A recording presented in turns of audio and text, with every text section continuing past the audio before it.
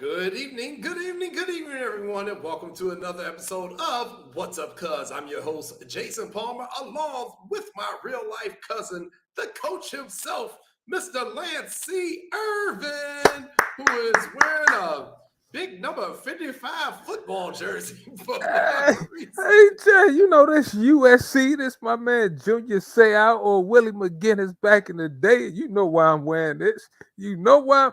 Hail to the victors. Hail to the victors. Because they had one of the best victories last week, boy.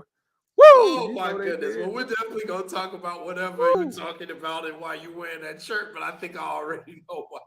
Welcome, Hail to the everybody, to victors. What's Up, Cuz, here on the Sports Zone Chicago Network. And for those of you who are tuning in on our new Roku channel, the Sports Zone Chicago Roku channel, thank you so much for tuning in. It has been a labor of love for them to get that up, and we are now worldwide. If you also joined us on the Sports Zone Chicago YouTube channel, we appreciate that. Continue to subscribe and like that channel. If you're watching us on the Sports Zone Chicago app on your phone and you're in the car riding home, we appreciate you tuning in there too. And my cousin Lance is going to tell you how to get that app if you do not have it already. You know, check us out on the iTunes Store, the Google Play Store, and Amazon, cousin. You know what? Now we on TV. I need to lose a couple of pounds because I'm looking like I'm heavy. You know, I saw the replay last week. I thought I looked handsome, but, I maybe had to lose a couple. So I worked out hard last week. Yeah, I noticed the same thing. That's why you only see mostly my head in today's episode. Because I got a question for you. Like, where your jersey at? You don't feel like representing your socks? No, I I'm blanco today. That means white in Spanish. So I'm wearing all white. I got a white oh, background. I'm neutral today. There's a lot going on. I said I'll just be neutral today. I'm gonna support the White Sox and all my Chicago teams, but oh, we got so understood. many topics to talk about. My God. I was like, I'm just gonna go with the basic. Remember that song back in the day about my white tees? I'm just wearing my white tee. Hey, Larry Eustacy, who I used to coach for, used to say it's a straight vanilla game. I'm like, what does that mean? I looked at me, saw me looking funny. He said, it means it's straight. It's nice and simple today. There's so much stuff going on, Jay. We're not gonna overcomplicate these issues today, but it's been a lot going on all week in sports. A It really lot. has. It really has. And we got two good guests coming on tonight's episode. Coming up at 6:30, we are getting our guy, your guy. He is the athletic director at Proviso West High School here in the Chicago area. And he's going to come on and talk about Proviso West and talk about the big Proviso West holiday tournament that takes place during the Christmas break every year. Our guy, your guy, Cyrus McGinnis, is coming on the show. Cyrus will be on at 6:30, and he's going to talk about the Proviso West tourney. I know he's got a lot of stories. He's going to help us promote that and promote everything that's going on out there at Proviso West.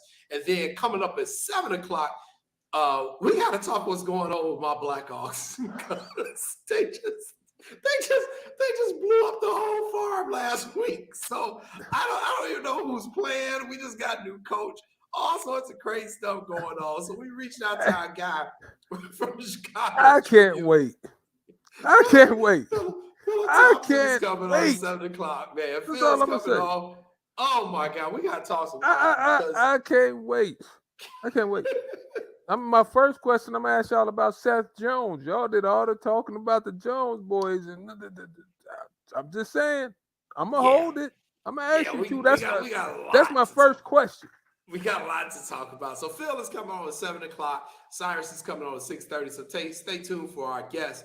But hey, man, it's the top of the show, and we got so much stuff to talk about. But, we're going to start out on a very, very positive vibe to start this show. And we're going to start with something we usually don't do. We're just going to play a clip.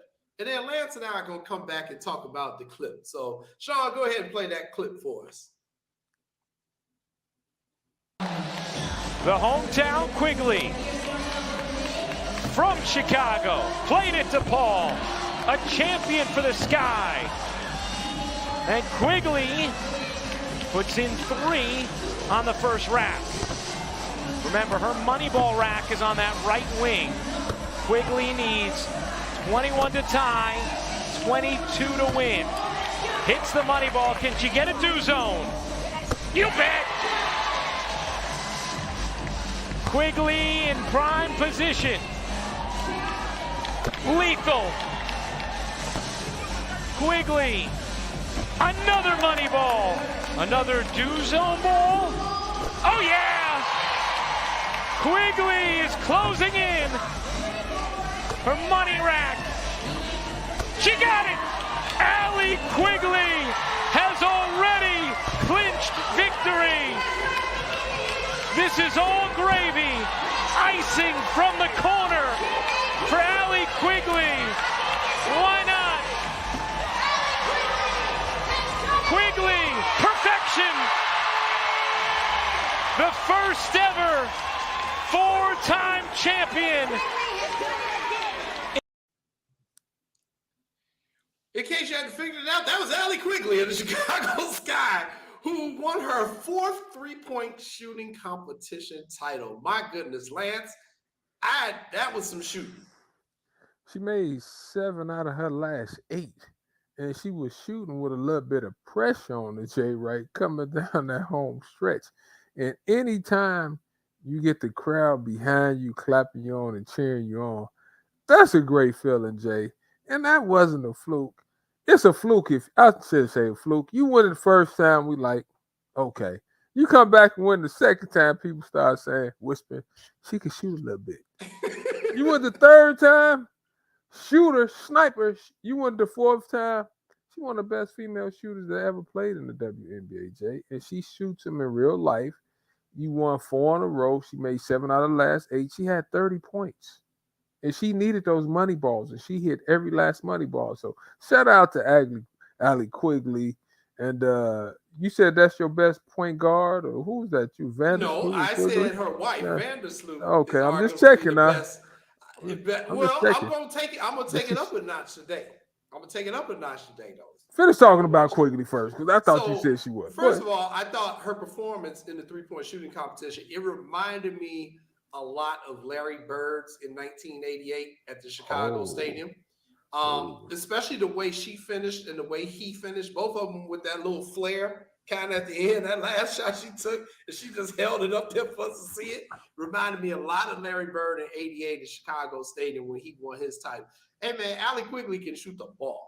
And so, when we compare men's and women's basketball, the shooting is the one thing I think you can really kind of evenly compare them, even though the women play with a ball that's a little bit smaller.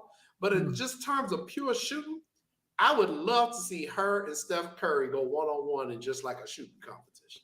You know what? When she was shooting it, because her release point was kind of like from here, not traditionally overhead. And if you look at Steph's is not as high as you would think. And when she let a couple of them go, I said, dang, she shoot like Steph a little bit. And you know what? At the end of the day, I think you said it right, Jay. Shooting is universal. It's the same. You have to stand behind the line. You have to shoot it and make it. It's not like you going up dunking a ball.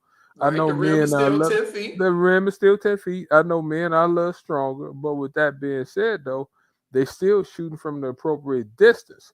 And when you make them like that, I mean, I think her and Steph have a nice shooting battle, to be totally honest. And I mean, we saw Steph last week shooting on the outside court, shooting in flip-flops, running around making threes, and he made about 7, 8. They had the ball three spots. He made like 6, 7 in a row. So Steph's shot travels, but hers travel too, Jay. Shout out to her. The whole festivities looked really good when I was watching and stuff like that. Shout out to the city of Chicago for doing it the right way. I agree. City of Chicago did quite well hosting WNBA All-Star Weekend. It was a great weekend to do it. Great weather. The game turned out to be great as well. I mean, they really put on a good show. And, your guy, Dean Davis, he's agreeing with you as well. Shooting is universal. I agree. So I thought Chicago represented very well for the WNBA All-Star Weekend. I really liked the skills competition that they were able to do.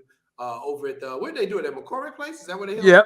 Yep. McCormick Place. So you know why Dean said shooting is universal? Because he could shoot it What? too. See, so all shooters stick together. All shooters say it's universal and they stick together. Did you think he was gonna say anything else? Of course not. He gonna Okay. put him up. He gonna put him up. So yeah, I agree. I agree. And our family, we got a part to be a chance to be a part, kind of all the festivities. I'll let you go ahead and talk a little bit about the Mac Irvin Lady Fire and the opportunity they had. You know what? We have a AAU team called the Mac Irvin Ladies Fire. That's a spinoff from my men's team. And my brother Mac, who's been a part of the women's game for the past 20, 25 plus years, he had an opportunity to play on ESPN Plus, ESPNU this last week. Unfortunately, we didn't win. But with that being said, though, he said it was a great experience, not only for the program and for itself, but for the young Wow. ladies also. Look at Yeah, as you that. can see, they had a packed house. That was at the Louisville Fairground that's connected on the Freedom Hall, where the University of Louisville played. He said it wasn't a seat on the court, and it was over 90 college scouts sitting there watching the game, and it was on TV. So our young ladies played really good. Mama Walton had about 17, 18. She made a couple of threes. The game was packed. It was a great experience, and he's gonna come on the show next week and talk to us about the experience. But some of the girls I talked to, like Skylar Jones and some of the other young ladies that play on the team, Destiny and those guys, they said it was a great experience, Jay. So shout out to Mac and the Lady Fire. Though we hope we would have won, but sometimes it doesn't work out that way. But it was a great experience for them. Yeah, I agree, and I just think that's outstanding what they were able to do. And when I saw the pictures, I was like, "Holy smokes!" They say Man, everybody was out there. exactly, Jay. I came home. I was running late, and I turned it on. I was like, "Whoa!"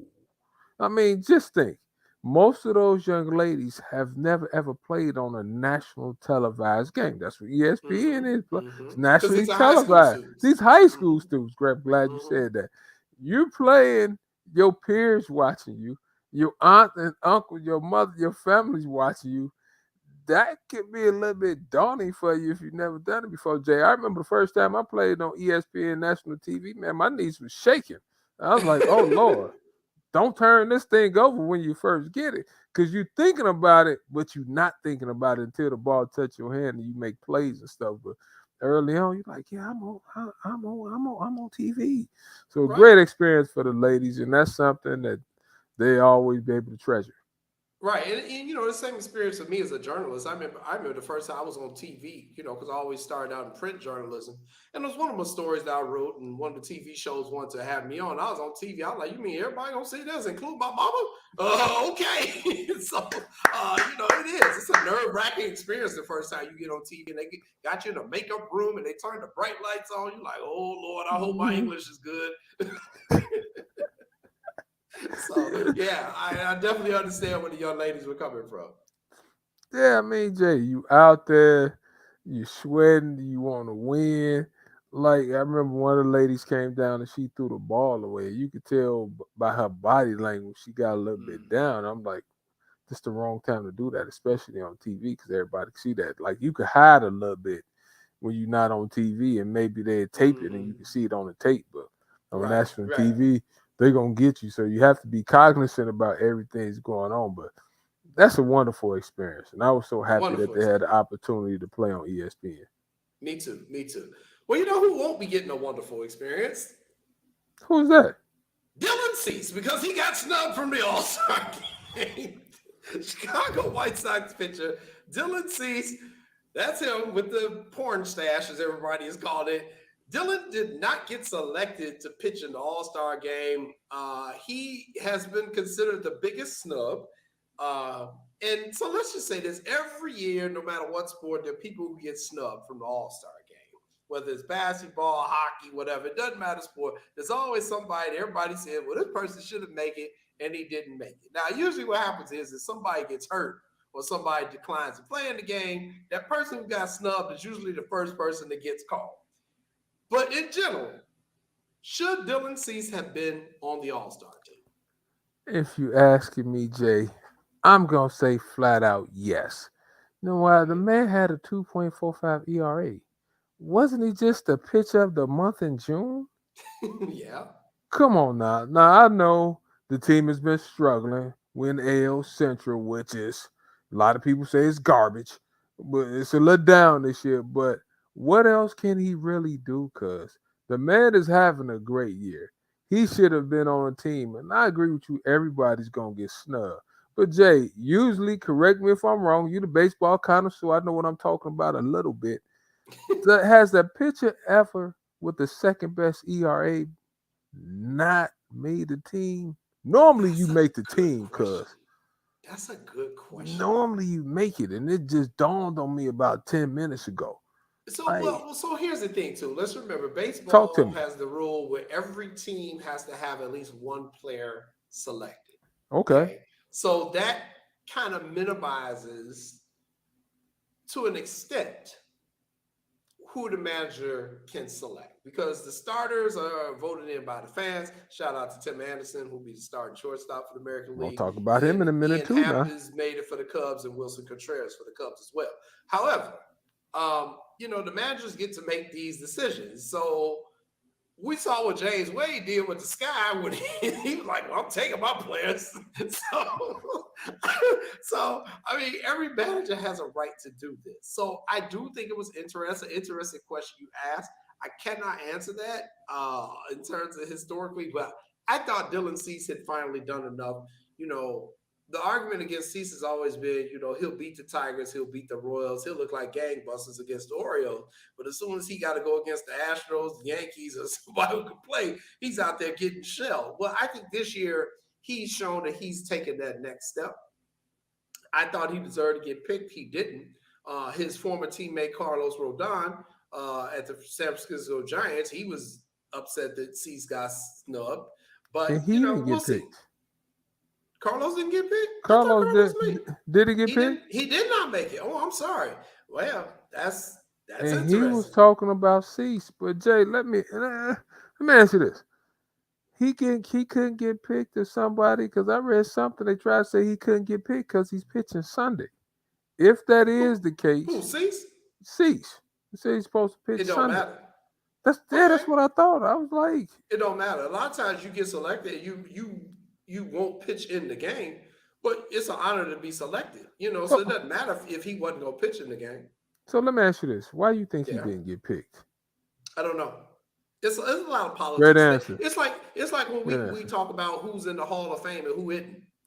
Mm-hmm. A lot of that is politics. So you never really know. But he's got enough talent. He'll get another opportunity. Personally, I still think he's gonna make it because I think somebody's gonna get But injured or somebody's gonna say, yeah, I don't want to play it. I do agree with you. But I gotta ask you the sports writers question: Yeah. if they Yeah. were in first place, would he have got picked? Yeah, that's a damn good point. He probably would have. He probably would have. I just think, his team struggles have not helped his case. Let's put it There like you that. go. Let's put it like that. I'm It glad has we're not on the helped same his case. page about that. We were definitely on the same page with that one. So, all right, moving along to our next topic. Let's talk about. No, I don't want to go to that one. We'll come back to that one. Okay. Let's talk about something that I added kind of late to our script tonight. Your guy Jay Morant and his comments about if he were to play Michael Jordan 1-on-1. I don't have any graphics for this one because I just added it late, but I just thought we need to talk about this. So, Jay Morant, go ahead and tell everybody what Jay Morant said. John Morant, he was on a John Morant, I'm podcast. sorry. Ja was on a podcast, and the journalist asked him something about, could you beat Michael Jordan in a one-on-one? He said, yeah, I could beat Michael Jordan. I could have beat him in a one-on-one. I mean, da-da-da. And my thing is this, Jay. What was he really supposed to say? As good as he is and a competitor as he is, what was he really supposed to say? Like when they asked Kobe Bryant that, what did Kobe Bryant say? He said, man, I beat Mike. Mike don't want none of this smoke. So certain people, Ja plays with a little chip on the shoulder. I wasn't shocked he said it. I did a double take because Ja looks small and Mike in his prime, same Yeah. size, same weight. They didn't call Mike the Black Cat for nothing. Mike plays defense. So I was just like, Ja defense pretty good, but it's not like Mike's defense. Like Kobe could talk that talk because Right. Kobe and Mike the same size. Yeah. Kobe played defense too. So that Yeah. one right there, that might be a toss up if you really, really thinking about Yeah. it. Ja, most of us would probably get an edge to MJ. But with that being said, though, Jay, what is he really supposed to say? Well, I think you're being very kind, and I'm not against that. I agree Okay. with you. What else is he supposed to say? You're supposed to say that. I don't care who you are. You know, we from the hood, man. You better be ready to go up against anybody. Now, regardless of if you about to get your ass whooped or not, you gotta act like you ain't. So okay, I understand why he said it, but in reality, I think you said it best. Ja is got game. Don't get me wrong, but you can't coach size. And Jordan's size, he would just basically back Ja down and go to work on him. Kobe would back Ja down and go to work on him. And I think the young man's got defense and he can play with Mike.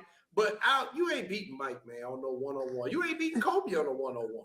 No, and there's certain things certain guys you just don't talk to. Certain Yes. guys don't need certain guys proven. Like if you boxing Mike Tyson when he was in his prime, you didn't talk crazy to Mike. I mean, Mike was gonna hit you so hard your head was gonna spin. Everybody know it's documented. You talk to Mike, you talk Yeah. to Larry Bird, you Yeah. talk to Isaiah. It was gonna be problems. You talk to Yeah. Gary Payton when Gary was on one. Gary Yeah. talk about your mama, your grandmama, your daddy, your cousin, your girlfriend, everything. And Kevin Garnett, certain guys you just leave alone unless you about that. Don't talk Right. about it, be about it. But MJ, you talk to MJ, he's coming at you. Well, I thought it was, you mentioned people who you talked to. I remember when Mitch Green was talking that stuff to Mike Tyson. We see how that turned out. Mitch Green eyes still swollen, I think, at this point. But it's just certain people, man. You gotta not do that. But and Mike was a competitor. Mike real feisty too. Him and Kobe both. So, all right, you can go out there and talk But that mess if you want to. but but but Jay, here go a better question that ain't nobody talking about. Yes. If they did play, what would the gentleman wager have been though? Because it's all I don't care what people say. It's always a gentleman wager connected on when you hollering one-on-ones like that. Especially talking about Jordan, because we know You Mike, talk Mike, that's Mike ain't got no problem uh, putting no money down. hey, like when Kyrie was talking crazy to Kobe, Kobe mumbled something too. Well, what 100,000? You know what I'm saying? So now it's a gentleman wager, but I don't know. Ja, whew, interesting though. Yeah. Well, MJ for sure. since you just mentioned this guy, I thought I thought it would be great to just post this photo because those of us who grew up in Chicago, high school basketball is so huge here. And I came across this photo yesterday that was posted on Twitter. It's the one I just added there, Sean, of legendary Farragut coach, our guy Wolf Nelson, with Kevin Garnett and Ronnie Fields. Somehow together, they all got together in Los Angeles, I think. And this photo was posted. And oh my God, Lance, talk to me a little bit about Wolf. We ain't had Wolf on the show yet. We gotta get Wolf on I here. saw Wolf. He said he'd come on the show. Just We gotta call get him. I Wolf saw on. We Wolf gotta about a get Wolf month ago. And the funny part about Wolf Nelson that most people don't know, Wolf is one of the best math teachers in the whole state. Yes, he is. One of the best Yes, he math is. teachers in the whole state.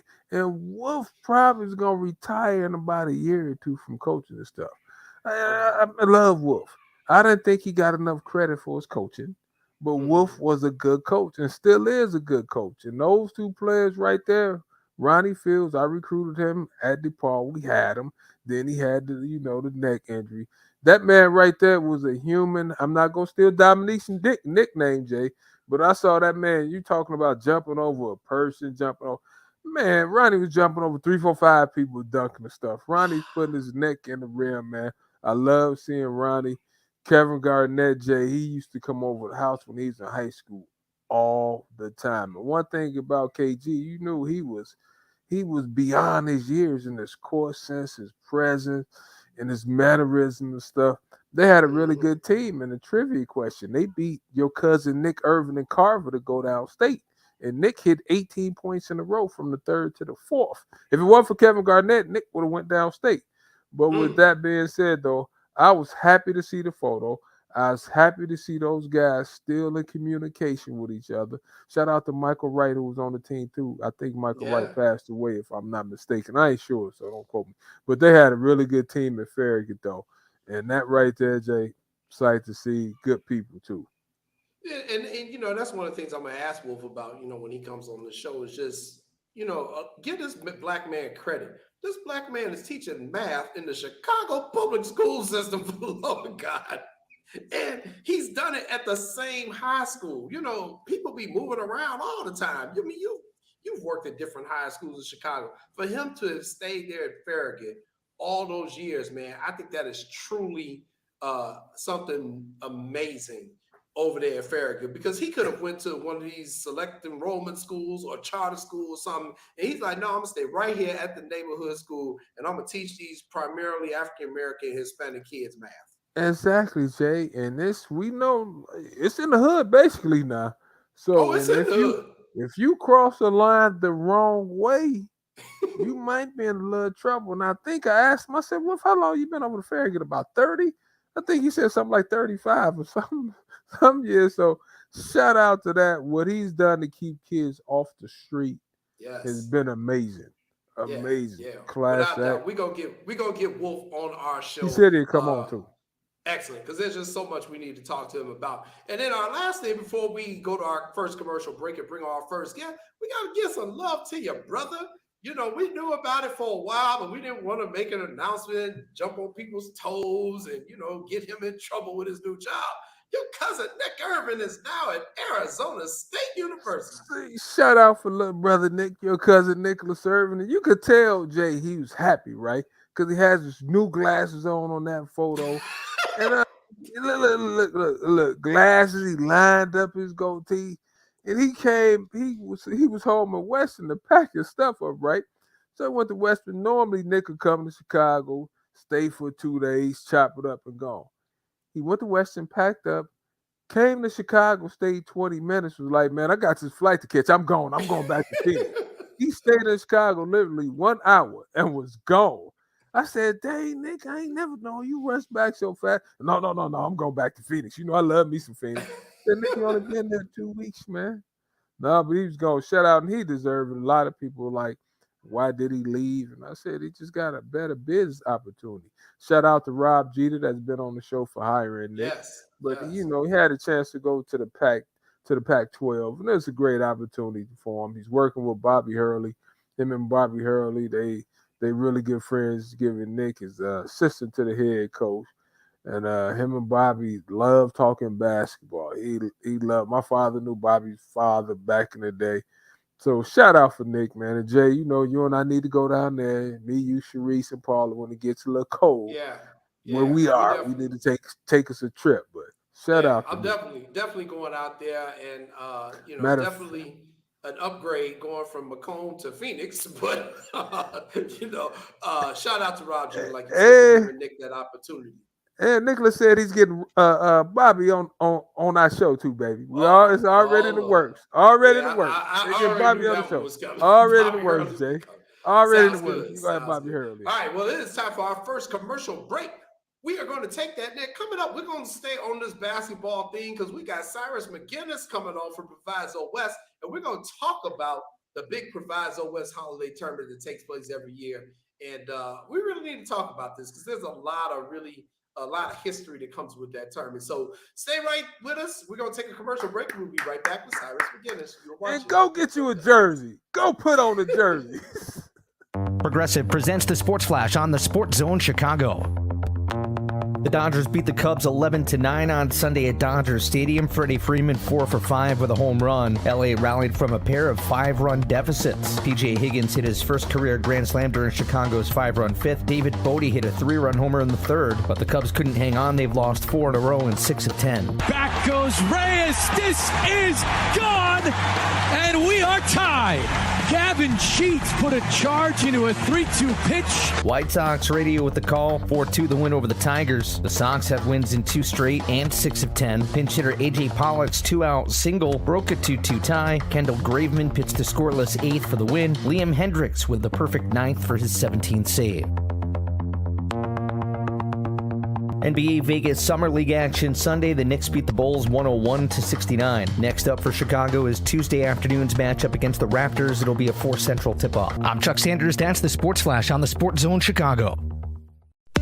Macy's 4th of July sale has everything you need to make a splash at the barbecue, with great deals like 50 to 60% off swimwear for all, and dry off with plush Charter Club beach towels for $40. Plus, get 40% off almost all sandals now during the great sandal sale. And Macy's Star Rewards members can earn rewards even faster during Star Money bonus days. See Macys.com/Star Rewards. Savings off regular sale and clearance prices. Exclusions apply. Mr. Clean, Mr. Clean. So a friend told me about Mr. Clean Magic Eraser, and his exact words were, "It changed my life." I used to spend a ridiculous amount of time trying to remove tomato sauce from inside our microwave and soap scum off the bathtub. It's like seriously magic, and my secret weapon for cleaning the kitchen, bathroom, doors and walls, and even keeping my sneakers clean. Mr. Clean Magic Eraser. Greatest invention ever. Mr. Clean, Mr. Clean, Mr. Clean. Mr. Clean Magic Eraser, the unicorn of cleaning.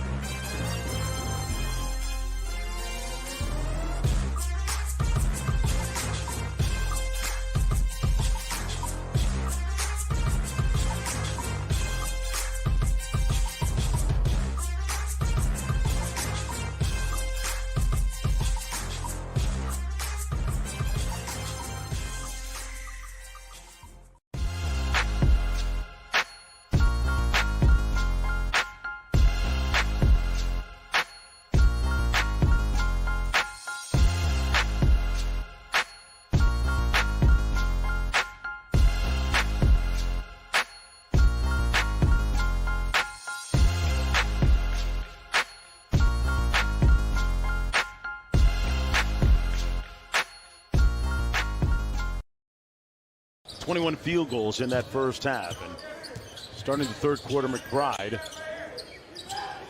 Grimes off the screen from Sims. Oh, what a time! And a finish and a detonation by Jericho Sims. About that dive right there. Grimes stripes close out. A little no look. My man's head was on the rim. Over the head pass by Quentin Grimes. Welcome back, everybody. You're watching What's Up, Cuz. I'm your host, Jason Palmer, along with my cousin, the coach himself, Lance Irvin, and that clip. Nasty. The Bulls lost to the Knicks in Summer League action. Doesn't count, but always good to see a little basketball and take a look at the future. And my God, what a pass. Ooh, everybody know Jericho Sims can get up. That's a guy that's about 7 feet, and he hit his head almost on the rim, and he almost did the same thing last year. See, certain guys, Jay, you got to be smart about. You know how you sit there, you try to take a charge, you act like they're going to block their shot.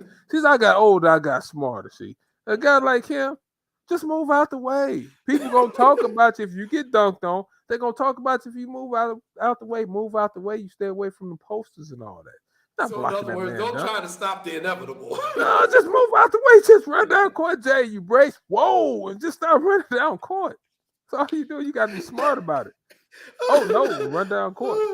Okay, well, we're going to ask our first guest today what he would do when he was playing back in the day. I'll let you go ahead and give him the official interview. You know what's that? This man Cyrus has been a jack of all trades, loving him to death. He was assistant coach at Whitney Young. They won state. He played at Simeon, coached the head basketball coach at Lincoln Park University, assistant at the University of Houston. Jay, I mean, now he works for the CPS. He works sports. He's a sports coordinator at CPS. Now he's at Proviso West. Let's bring the athletic director out. And Jay, he had a nice game too. Cyrus could score that ball a little bit too. Let's bring out our guy Cyrus McGinnis. Cyrus, what's up, man? How you doing? I'm good. Can you guys see me? No, you on a black screen. You don't want to be seen. Oh man, what I gotta do? Let me see here. Cyrus is having a technical challenge. We can hear Cyrus well, but we cannot see him. He got it. Doesn't he have to hit the what's we call him button, Jay? I don't know what he's doing in his system. Okay, so Cyrus is working on his video. We can hear him, but we could not see him at all. Yeah, tap the camera setting. That's it. All right, so so me and you, we'll keep chopping it up until Cyrus gets his video feed up because we cannot see him at all right now. Hey Jay, but go ahead because I had something to ask you. You didn't tell me about the Contreras brothers making the All-Star team. William and Wilson, they made the All-Star team. The first time since the Alomar brothers, and they're gonna start. That's pretty doggone impressive, man. That's pretty, I think anytime you can get siblings in a league, like you got the two Curry brothers in the NBA. We've had two brothers that played in the football in the NFL. You got Venus and Serena doing tennis. You know how hard it is to get one kid in a pro league. If you could get two, that's pretty doggone amazing, if you ask me. Exactly, like the Holiday brothers and stuff. When I looked at Jay, the funny part is this. They both catch. They both batting about 273, 275. One has like 14 homers. One had like 12 homers. How about that for their parents? How about that? They going to L.A. The All-Star game in the L.A., correct? If I'm not mistaken. They both going to L.A., Jay. I mean, that's something, Jay. I mean, both of them playing in the highest level. That's amazing. And baseball not an easy sport to play. Yeah, it's and the fact that they play catcher.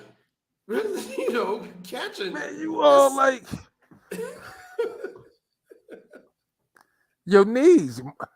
Hell, my knees hurt just thinking about it. I mean, you try doing that for 3 hours, 5 days a week. Not counting practices and traveling and all the toll that position takes on your body. I mean, it's pretty amazing. So, I agree. Thank you for bringing that up. We do need to mention that as well. So, I think we may have Cyrus. I think he got his technical. I think I'm ready. I'm ready.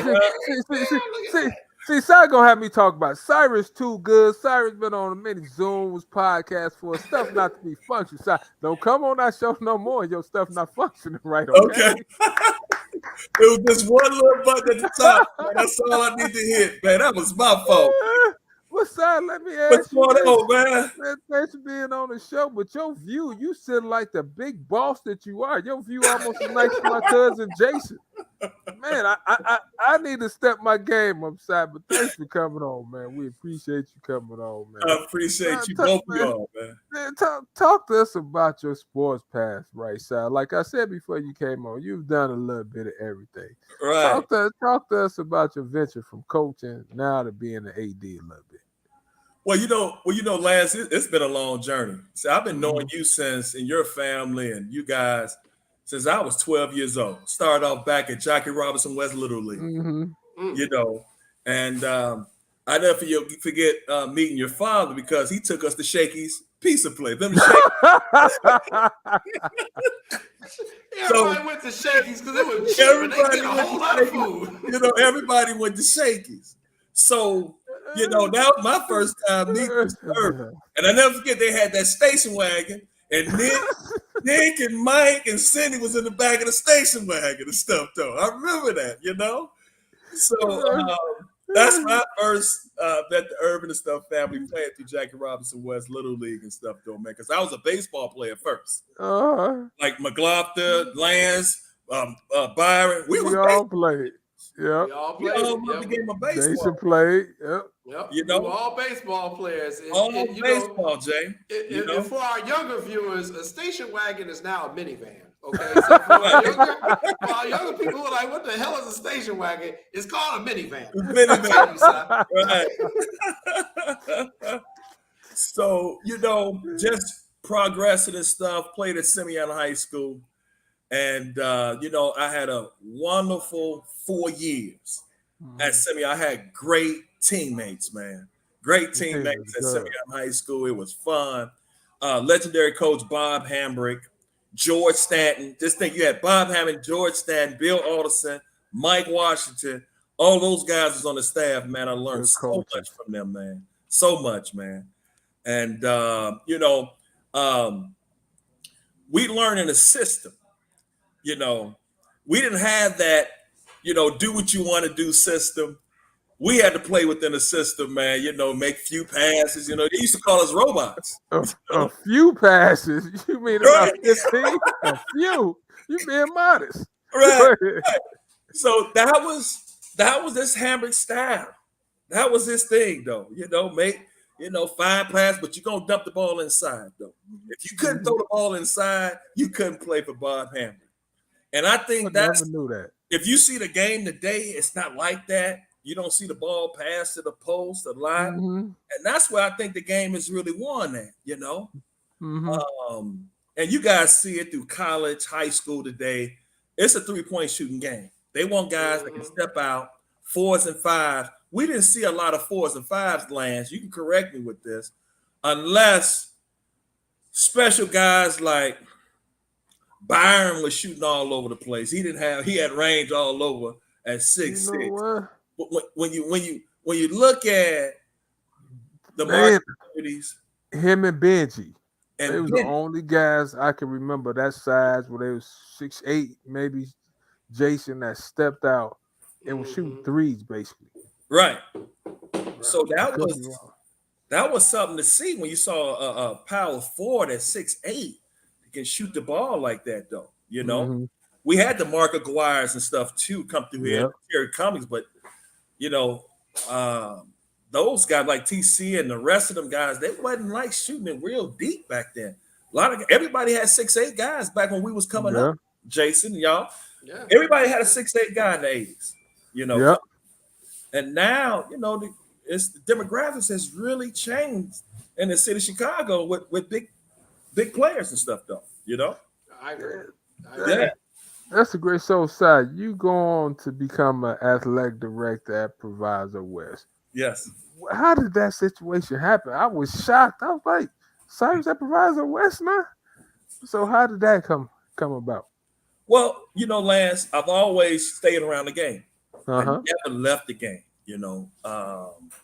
I just always go out there to the tournaments and stuff. When CPS stopped having their holiday tournament, that was the next stop to go and watch some good basketball. So, I started coming out there and watching the game. And, of course, I built some relationships along with it, and started, helping out a little bit, maybe with some team stuff coming out there a little bit. Okay. And then when the opportunity came about, I thought it was, pretty good for me to, just apply and see what comes out of it. And I was blessed to be able to receive the position, and here I am today. And so, Cy, I mean, that's really like one of the things we want to talk to you about in addition to the tournament.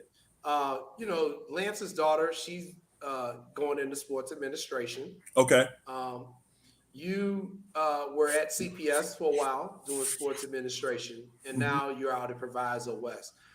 Lance and I on this show, we talk a lot about opportunities after players are done playing, or for people who may have never played, but we say there's so much money, so many careers that are not on the playing field, but are still sports related. Talk to us a little bit about sports administration opportunities out there for the kids in our communities and how they can get into it. Good question. That sports administration field, Jason, that was a good question. Sports administration field can take you to many levels. It's not just high school. It can take you all the way to the pro level also, because those are jobs that people don't even talk about. It's in administration, even at the pro level. They got all these NBA organizations, they have sports administration positions and stuff that's out there. College level, you can do so much with a degree with sports administration and athletic director, you got assistant athletic director, you got compliances, you got so many different positions that they have at the universities to be involved in sports administration. Those, if you look at some of the athletic directors, bio, a lot of them have sports administration degrees. True. So you fall into a wide range of positions that you can apply for with that sports administration degree. Nice. So Si, so now you're AD at Proviso West, and everybody talks about the Christmas holiday tournament. Talk to us about the prestigious Proviso West Christmas tournament. And we're gonna have you back on a week before the tournament anyway.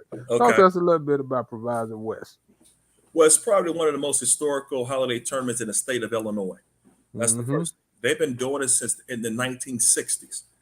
Started their holiday tournament in the 1960s. Some of the best players that have gotten drafted have played in that holiday tournament. I can name tons of players from the city and suburbs that has went on to play professionally, went overseas, and did a whole lot throughout this whole tournament. It hit a hot spurt. Really, it picked up when a guy, what that you guys was talking about before the show came on, when Kevin Garnett came to town, and him and Ronnie Fields, they still hold the record for the attendance out there at Proviso West High School. They said they were all the way. Yeah, it still holds the record with Kevin Garnett and Ronnie Fields. You know, tickets had to be advanced tickets. They sold out every night they played. So they still hold the record, man, right now today. You know what I'm saying? Why? Because I'm a little bit older than you, Jason. I think I was about 7 or 8. My father took us to my first game ever at Proviso West was Westinghouse versus St. Joe's. It was Mark Aguirre on one team, Isaiah Thomas on the other team. What up, Marcus? What's up, man? We got to get you on the show, man. But that was the first game I saw at Proviso West, y'all. Mark Aguirre against Isaiah Thomas. So I would have thought back then. So Ronnie and Kevin got the wow. That's amazing. Yeah, they hold the attendance record because every game from the first round to the championship game, it was sold out. It was sold out. Cyrus, what do you think it is about the Proviso West tournament that makes it so unique? Because we know there are a bunch of Christmas tournaments going around here in the Chicago area. Right. But the Proviso West one has been able to maintain that prestige. Well, it's always what type of teams you're bringing in the tournament that makes the tournament. I'll be honest with you. It's all about what type of teams you bringing in the tournament that makes that make Proviso West a great holiday tournament. So before I even got here, guys, was Spagnola, right? Spagnola, he had it rolling. And then after Spagnola left, Calvin Davis had it rolling. So I just kind of took the baton and just ran with it. But it's all about the teams that you bring in here, you know, because that's what everybody's used to. Top of the line talent, from top to bottom. You got to bring it every single night. And that's the tournament that we're going to have this upcoming year also. So I don't know if you can mention teams, Mr. Athletic Director. You talking about top of the too, Lance. You told him, go ahead, Jay. I'll let you run with it then. But matter of fact, since I started, Mr. AD, you talking about top of the line talent. Are you at liberty to talk about some of the teams you might have this year? Well, I can give you some hints, Lance. I can give you some hints, some Phillips stuff out there. Whitney Young.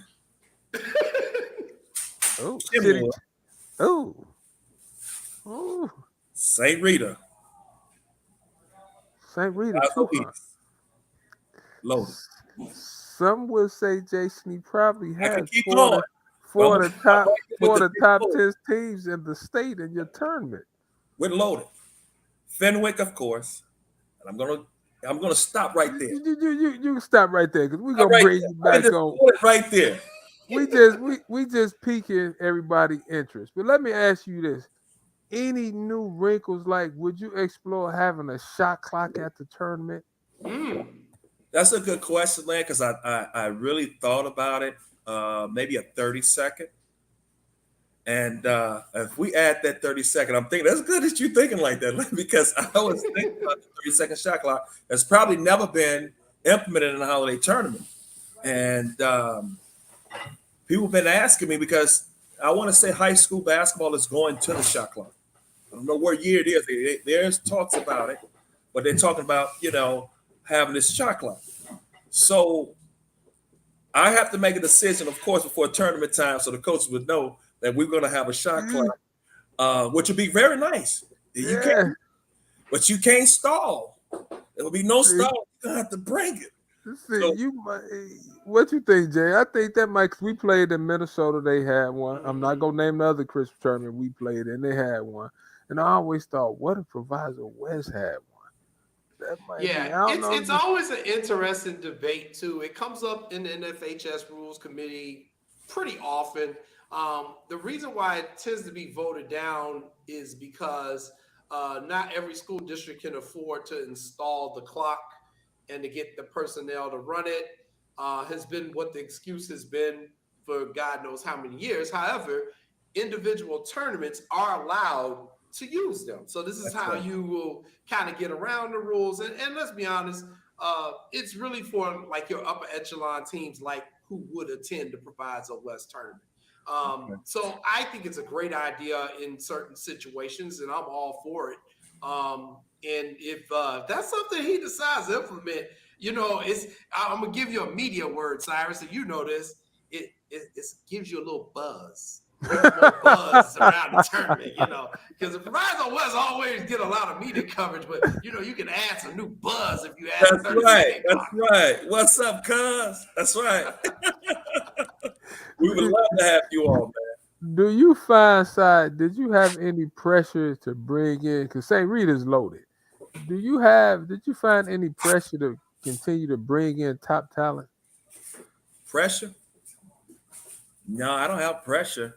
It's just a relationship, Lance. When you have a good relationship with coaches and you've done well by them and you know them, they want to come out to support you. And that's why I'm thankful for all of the coaches that I have relationships with wanting to be a part of the holiday tournament.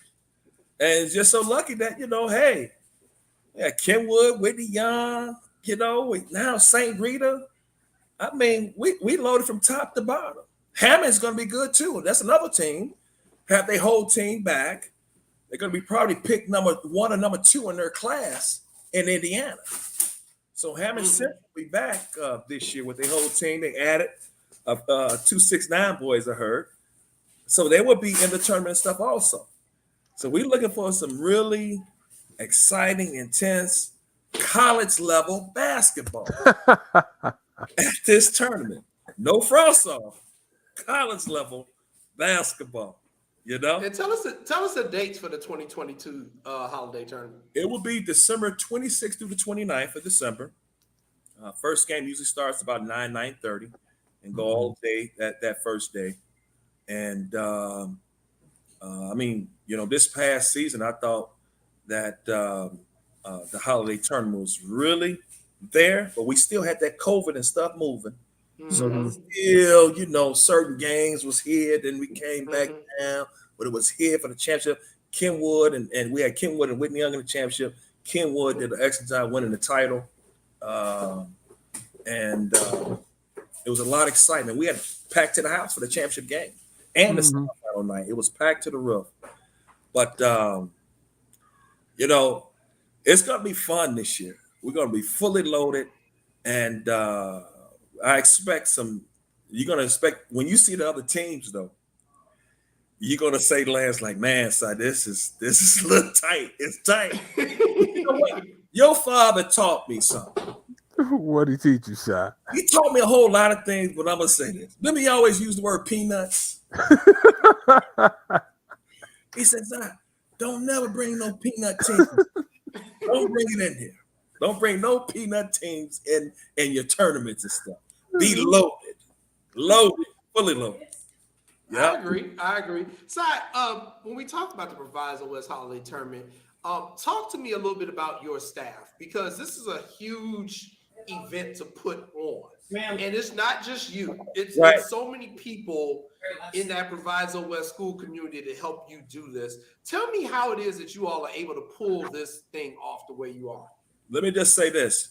From our board of education, our superintendent, so our operation person that's oversee operation, to the our secretaries, to our Christmas tournament staff, everybody, because this is an operation. This is not just Cyrus go get teams, but it's an racing around this tournament that I got great support from my superintendent, got great support from the board. This the whole nine. If it wasn't from them, this wouldn't still be in effect, the holiday tournament. It won't be effective without them. So they're the ones to credit. Just happy that they support the holiday tournament like they've usually been doing. And they want the best. That's what they told me. Hey, they want the best tournament in the state of Illinois. And I think, Lance, if you look at the teams, I don't know, I'm not going to say it, but I'm allowing you guys to say it. I mean, what do you guys think? I mean, if you look at the other tournaments, I'll let you.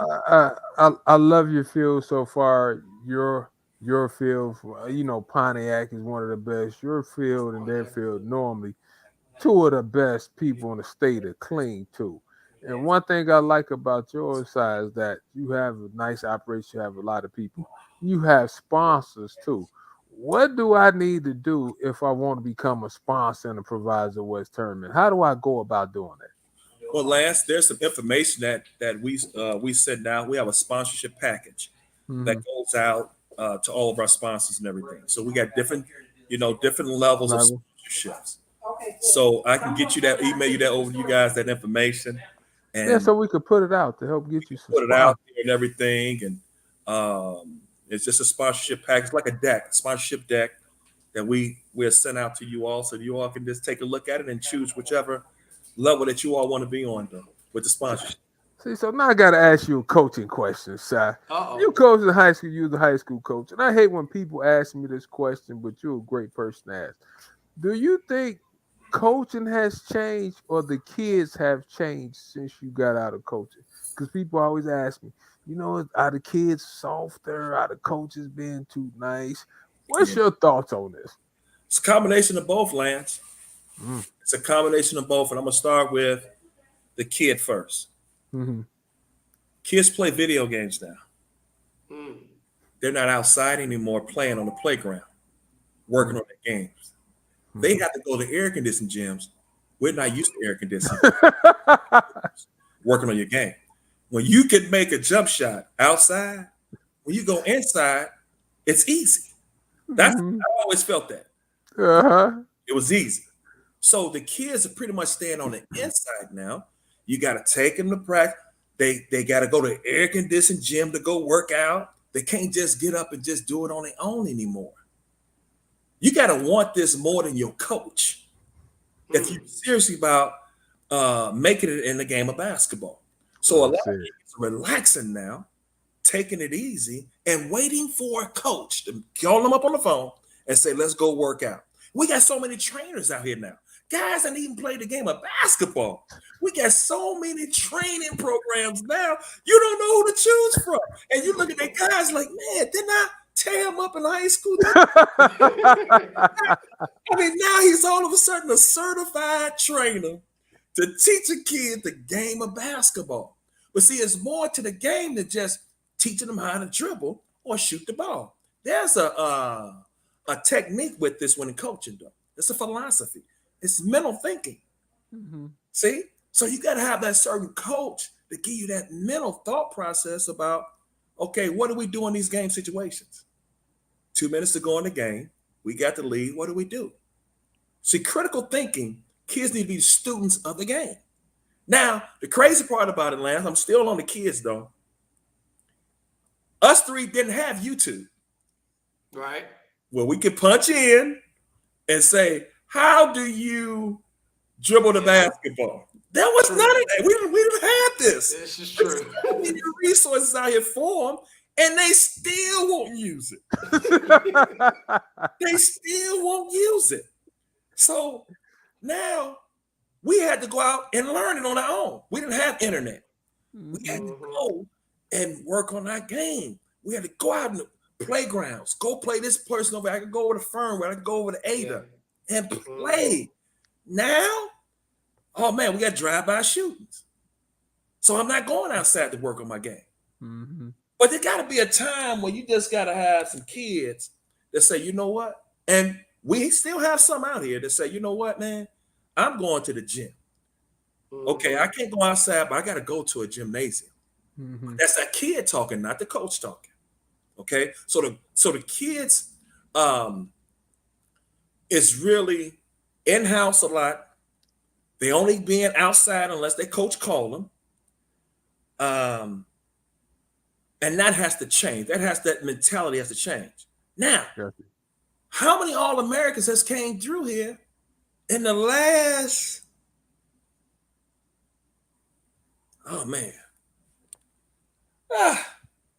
top-notch last 3 to 4 years. Now, Chicago used to have a lot. We get 1, 2 here, 1 over here, 1 over there, maybe 2 this year. That we was loaded every year in the 80s. Mm-hmm. We always had special play. I can name the Red South Conference. Everybody, almost all the stars that played in my conference, from Simeon to Julian High School to Corliss, South Shore, everybody has somebody that can get down any given night. It's not like that anymore. We lost 100,000 families out of Chicago, Illinois. They went other places. When COVID hit, and then also with this gun violence, losing our talent to out of state or out in the south suburbs now, or they just leaving the state, period. Look at the data to that. Okay? So the solution is that these kids need more teaching. It's very important who teach your kid how to play. Not every trainer is a good trainer for your kid. So kids and parents has to be educated on the right person to teach your kid. There's a lot of business stuff going out there. People that turn basketball into a major business. Fall into the business and think that your son going somewhere, but they're not, because the wrong teaching. Now let me go to the coach, Lance. There's more coaches ever. Now, it used to be a point, Lance, where you'd be groomed. Okay? Learn something. As a freshman coach, a sophomore coach, and then learn something. Go talk with the old school guys. See what their philosophies are. But now, these guys, ready-made. They go straight to the head coach. I feel I'm ready. So I'm going straight to be a head coach. Everybody is not gifted like that. So when you put a guy in the head coach position that's not ready, he could be a nice guy. He could be nice to the parents. He could be he can have all the niceness he wants. But at the same time, when it comes down to it, Lance, he does not have the knowledge of how to teach kid to have success on that basketball field. You know what, size? You just said something. We not being what's the word I'm looking for. I'm not down on people if you go from your seat to a head coach and coach, because some people can do that, right? Right. But what you said, you went to your seat, you had Coach Stanton, then you elevated and went up. Robert Smith had Hamburg, if I'm correct, and he elevated up. Nick sat there with Pitt for a little while, and my father.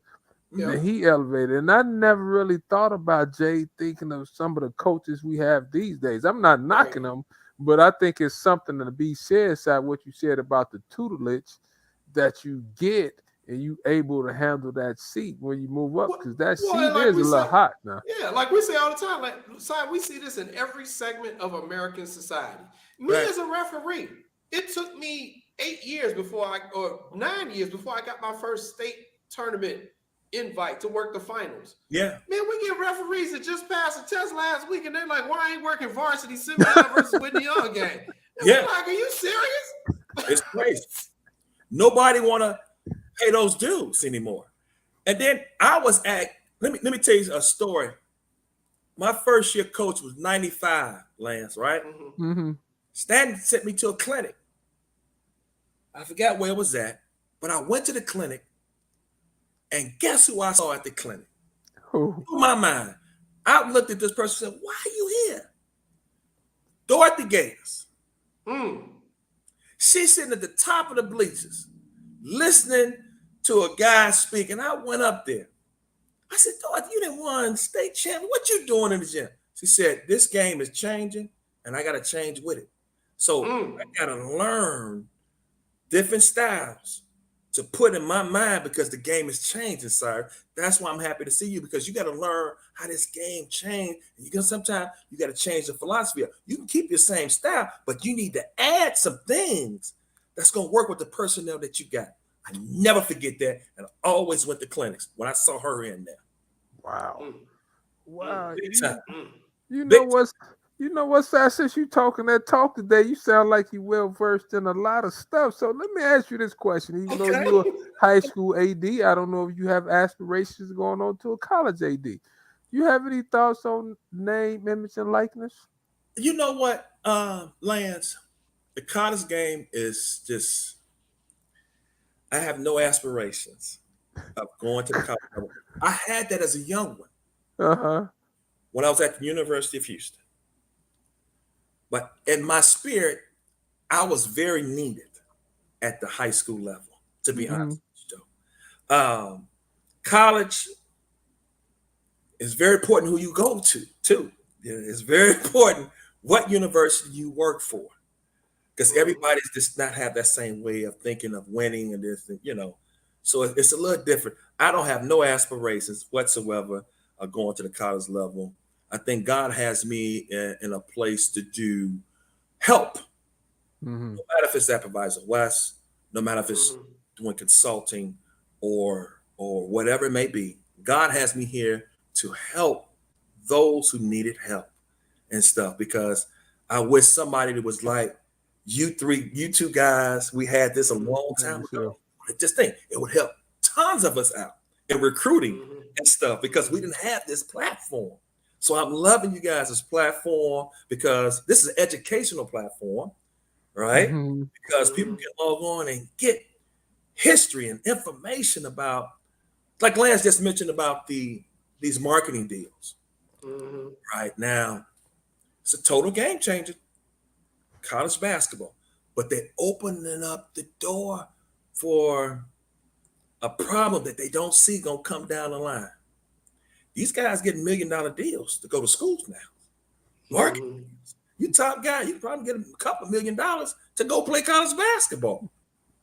College basketball. And then the portal. This is like, you ain't got to recruit a high school player. I can reload every year. Right. You see what I'm saying? You can reload every year with no problem. That's how the city was with Landon Cox in Hamburg at the time. We was portal every year. Right, Lance? It was portal every year. I hate you. Now it's at that college level. Understand when it's going to go back to the regular rules, because these schools are reloading now. And these other schools, they can't compete. They won't be able to compete with some of these big guys. Yeah. They reload now. It used to be you got to groom a freshman to come in and play. I want your best superstar on your team. That means I got a lot of follow work. If I'm an assistant basketball coach, and if I lose an All-American, all you got to do is keep in touch with them. Oh, you ain't happy? Come on over here. You come over here with us now. You see? We got one final question for you, Simon. We got a couple minutes left. Okay. But I want to give you a chance to talk about Proviso West. And I've refereed over there a few times. I did a lot of volleyball over there. First of all, Proviso West is just a huge school, just logistically. It's a big school, a lot of students. Tell me just real quick, promote all the athletic programs and teams that you have over there, because you all offer a bunch of sports for the kids in that community. Let me say this about Proviso West. Number one in facilities throughout the state of Illinois. We got football stadium, beautiful. You've seen our basketball stadium. Indoor track stadium that you can pull bleachers out and watch an indoor track meet. We got soccer. We're getting ready to do renovation, all turf on our red turf on our football field. We're getting ready to get turf, get ready to put on our soccer fields. There's talks about building another facility, because we have 8 courts in the place. Right now, we have 8 courts. Just the whole facility-wise, the best. 2 weight rooms, locker room. It's like a college level. I feel like I'm at a university right now. Seriously, right now, because the facilities just blow your mind, man. It's unbelievable. The high school, and I'm coming from a high school with a small gym. And when you come to Pfizer West and you see all of this, like, man, somebody's supposed to be up in there every day working on their game. Right. We wish we had that, you know. Right. But Pfizer West sports on the uprise. Coaches are, really buying in because I'm talking with them every single day because you all know I'm a winner. Yes, you are. So I like to conversate with coaches to make them better, go to clinics, show that we can get all our kids into school. Because that's the number one thing. If you, from 1 to 15 players, or whatever, let's talk about basketball or whatever it is, 1 through 15, if they've been with you for 4 years and they have did everything you asked them to do, at least help them to get in school, enroll somewhere. There you go. There's a There you school go. for somebody. Now, I agree. if you don't want to go to school, you can't never say we tried to help you. That's fine. Okay, cool. We tried to help you. But if I can't afford to go to school, we have the resources now where we can bring resources in to get you a job. Let's try to help you because everybody's financial situation is a little different. True. And the finance at the universities went up. Tuition has went up now. So it's not the same like everybody think it is. So if a kid can't afford it, I ain't running you to debt. I would like for you to go to school, but I can't run you to debt. So let's help you find those jobs where they pay for your college tuition. If you work with them, they pay a portion. You bring back the A's and B's, they will cover at least 80% of your education. Nice. So that's like a great scholarship, basically. Let's find those jobs that pay for kids to go to college, also while you work there. Nice. So those are the Sounds good, things man. that I'm implementing at Pfizer West. And as we keep growing and growing and growing and get some pieces in place, we're going to be a championship school because we're headed on that level. We're going to be a championship.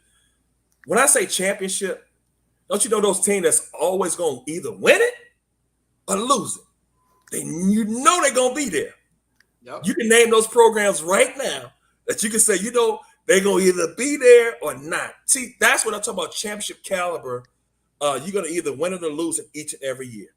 And that's what we're going to go towards and here at Pfizer West High School. And we're going to be right there to support you, Cyrus, and thank especially you. at the holiday tournament. And everybody knows we've already said it. We're going to be out there this year for the holiday tournament broadcast. There we talking. That's what I was getting ready to say. So we're going to make that announcement. We're going to be out there. Yes. Yeah, without a doubt. On another note, before I get off this show, I am a White Sox fan. I am a White Sox fan. But Lance, like I told, and you, Jay, let me tell you something, man. We got to do something with LaRusse. Oh, Lord. That's a whole other conversation, Si. Lance, that's a whole other conversation. It is. Lance, his decision-making is horrible. He's tired. Think about it, Lance. He's tired. When coaches, we've seen a lot of coaches just tired. He's not a bad person. He's still a nice guy. He's still sweet. But his decision-making, Lance, it's got to change. We won't beat the Yankees. We're going to bring you back. We're going to bring you back. Right there. We're going to bring you back. Cyrus, thank you so much for joining us. Coming up next, everybody, we got to talk some hockey because they got just as many problems in the White Sox have with the Blackhawks. So our guy Phil Thompson is going to come on try to explain because it is a hot mess going on over there, too. Thanks a lot. Thanks, so much, Ty. Appreciate you, Ty. Everybody stay tuned. We're going to a quick 60-second commercial, and then we're bringing on Phil Thompson from the Chicago Tribune. Watching What's Up, Cuz. Progressive presents the Sports Flash on the Sports Zone Chicago. The Dodgers beat the Cubs 11-9 on Sunday at Dodger Stadium. Freddie Freeman 4 for 5 with a home run. LA rallied from a pair of 5-run deficits. C.J. Higgins hit his first career grand slam during Chicago's 5-run fifth. David Bodie hit a 3-run homer in the third, but the Cubs couldn't hang on. They've lost 4 in a row in 6 of 10. Back goes Reyes. This is gone. And we are tied. Gavin Sheets put a charge into a 3-2 pitch. White Sox radio with the call. 4-2 the win over the Tigers. The Sox have wins in 2 straight and 6 of 10. Pinch hitter A.J. Pollock's 2-out single broke a 2-2 tie. Kendall Graveman pitched the scoreless 8th for the win. Liam Hendricks with the perfect 9th for his 17th save. NBA Vegas Summer League action Sunday. The Knicks beat the Bulls 101-69. Next up for Chicago is Tuesday afternoon's matchup against the Raptors. It'll be a 4 Central tip-off. I'm Chuck Sanders. That's the Sports Flash on the Sports Zone Chicago.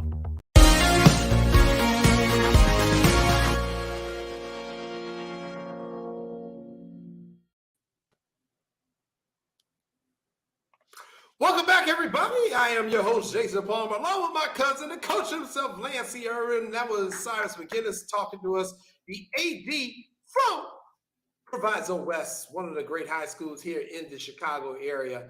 And now we got to switch gears completely because we got the – I'm so hurt right now because of my Blackhawks and the stuff they doing. But the NHL draft was last week.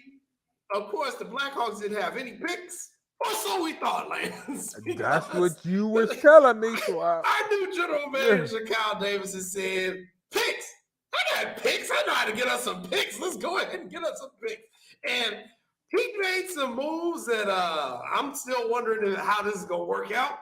And I said, well, this may be beyond my level. We need to get someone in who can really talk about this. So we reached out to our former guest and good buddy Phil Toss of the Chicago Tribune. He said, let's just get Phil on here because the Blackhawks, talk about making a splash, Lance. They have made a splash and are going to continue to make splashes, it seems like, for the next month at the rate they're going. Yeah. I can't wait. When you said we was having Phil on, I got excited. So let's bring our guy from Thompson from the Chicago Tribune. Phil, what's up, man? How you doing? Welcome back to What's Up, Cuz. Hey guys, thanks for having me back. What's up? What up, man, Phil? Man, following your Twitter, it's like every 5 minutes you got a new update. Yeah, kind of unexpected, but yeah, they keep me busy, man. The team that's not expected to do much, they have the most activity. Hey Phil, I'm gonna let Jason ask the first question because I remember when you was on last time too. So I got a question for you after Jay asked the first question. Go ahead. Okay. Jason. Let's get started with the biggest move. Alex DeBrincat. We had heard about it. Would they do it? Would they not do it? I thought at the end of the day they wouldn't do it because he's such a young, talented player. And I was like, if you do this, you're basically doing Panarin 2.0. Yes. They traded him anyway. I wonder, I mean, joking, of course, but it's like, do you have something against Patrick Kane? Like anybody that Patrick Kane really likes, we're going to get rid of you just to really test like what his loyalty is to the franchise? It was amazing to me that they did it, Phil. And I understood they got draft picks, but to me, draft picks are people who are unproven. Yes. Whereas when you've got a proven all-star and Alex DeBrincat, who's young, who likes playing here, who's thriving, what are we trying to do here, Phil? Okay, it's two things. It's time and money. You know, two things that usually go together. So the GM, Kyle Davidson, has a timeline in mind that is kind of far in the distance. And you know, DeBrincat is going to be coming up with money. I mean, he's going to be owed a qualifying offer of at least $9 million. He's probably going to sign for more than that. And, you know, for a team that's rebuilding, you know, they don't want to spend that kind of money. So, and, you know, something that Kyle has said, kind of throwing Stan Bowman under the bus a little bit, is that he had nothing in the pipeline that he liked for the kind of team that he wanted to build. So he had to get draft picks any way that he knew how to get them. And it was going to be drastic and it was going to be painful, but this was what he felt he needed to do to get some first round picks because he wants better size, better speed. You know, he doesn't want this team built on finesse and skill because it wasn't going anywhere. So, you know, you got to shift you know, if you're going to do that, it's going to put you on a longer timeline in terms of being competitive again. You know, Phil, last time we was on the show, I asked you about one of the stars. Who should I be looking at? And the Brink's name came up. And I started following him a little bit, right? And then, like you said, I was listening to Cal Davis and reading. Like, first of all, I always thought you should keep a star. He was a star. So, and I get it. This is Cal Davidson. It's his team now, and he wanted to blow it up. But I'm like, why blow it up like that, though? Like Jason said, I'm a firm believer the draft picks. I get it. You want to build around the draft. But with that being said, though, we got rid of, and I'm saying we because Jason been on me, we got rid of a very good player for the timeline to be expanded. Is that smart? Or does he have, like you said, he like, well, forget it. I got time to burn. I'm just sitting here, so they going to let me do what I need to do. Well, here's another thing. And no coach, no GM is ever going to admit that they're tanking. Okay, or very few would. But when you get rid of DeBrincat, you put yourself in the Connor Bedard sweepstakes. And, you know, as much as they wanted draft picks this year, they, you know, one of their personnel guys put it to me this way. You have good players in this draft, but next year you could have generational players, not franchise, not just franchise, generational. And he named three guys. One, Mishkov, you know, he's got some issues whether he can come over from Russia. We won't get into that. Another guy that the Hawks really like named Fantilli. And then, you know, Connor Bedard, which everybody is salivating over. And I tell you this, though, as bad as the DeBrincat situation was for some fans, if the Hawks don't win one of those three picks, this was a disaster. They got to get one of those top three picks. I was just about to say, everybody know I'm a Piston fan, and I understand what you're saying. But Jason, have you heard of Darko Milicic? Yeah, that was the guy the Pistons drafted. Phil, you heard him, right? Tanking to get him. We did some tanking too, and what did he turn out to be? So I understand, Phil, but I don't have to like it. So let me ask you. Go ahead. Lance, Darko's at home right now. Like, why my name got to be in it? Hey, Phil, so let me ask you this. Of the three prospects that we got in the first round, who should we be looking? Who can help us a little bit next year? Can anybody? We had the 7th pick. What we had? 7, 13, and 25. 7th overall. Okay, here's the thing. And you're not going to like this, Lance. At the same time, well, it's different in hockey because it's more like baseball, where they want those guys to go to the minor league and grow. Mm-hmm. So you're probably not even going to see any of these guys. And then Kyle Davison, the GM, also says that he's going to be even more cautious. He wants those guys to dominate in juniors. He wants to dominate at the AHL level before he brings them up. He doesn't want to just see a little bit of success and then rush them. So, you know, you may not see some of these guys for a while. So as far as help next year, which you're not looking for, you know, because if you're trying to not tank, wink, wink, you're not trying to. See, Jason, and then I'm going to shut up and let you take over. See, Phil, that's why I wanted you on the show, because I knew you was going to tell me something I needed to know.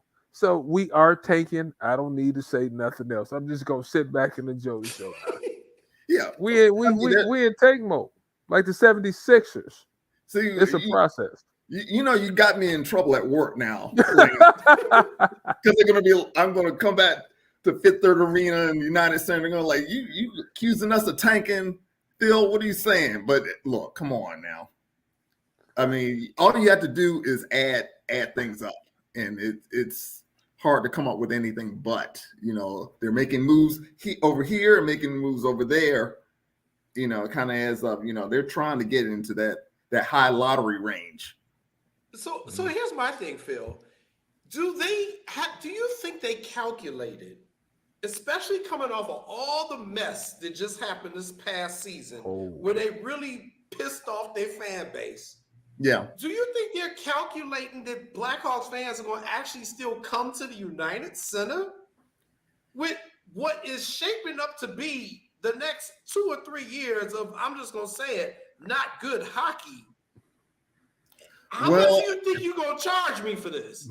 Well, that's why they cut some of the season ticket prices, and they're planning to cut some of the single ticket prices, which are already low on the secondary market anyway. I mean, I think at this point, people are just coming, maybe they're coming to see Connor McDavid, no shade to that, or what could be Patrick Kane's farewell tour if he doesn't want to stick around for this teardown. Certainly Jonathan Toews is in that category. We have to be on the Jonathan Toews watch because he was apoplectic after Brandon Hagel was traded. So, I mean, I would have loved to be the fly on the wall when he saw the Brinkett news. I can imagine he wasn't happy. We know this. I mean, he got upset when they traded Eric Gustafsson. He was heated in the locker room over Eric Gustafsson. So, I mean, you might need to check his blood pressure over to Brinkett. So I just don't know if you don't have this guy right here in the building. And I discussed this with Sean last week on his show. Where am I going at this point? Even if you lower the ticket price, and you're right, Phil, because I went to a game last year for $6, and I sat in the $400 seats because I'm a brother. That's how I roll. But don't give away all the secrets. I know, because I'm mad he didn't call me and tell me to come. Right. Go ahead. You're messing up the hookup, man. Exactly. But Phil, if they do trade Kane and Toews, if they agreed to drop their no trade clause and they leave, I don't understand how they think that this is going to work in Chicago. I don't think the Blackhawks fans are going to be really willing to deal with this for 3 years, Phil. I don't know. Maybe they are following the blueprint of the Cubs. Remember when the Ricketts went on tour saying, hey, we're going to tank for a while. We're going to be open and upfront that, we're going to go through some lean years, but we're trying to build to a World Series. And, they wound up getting that World Series and championship in 2016. So maybe Chicago fans would be a little more optimistic and understanding and forgiving, seeing how that process has worked before.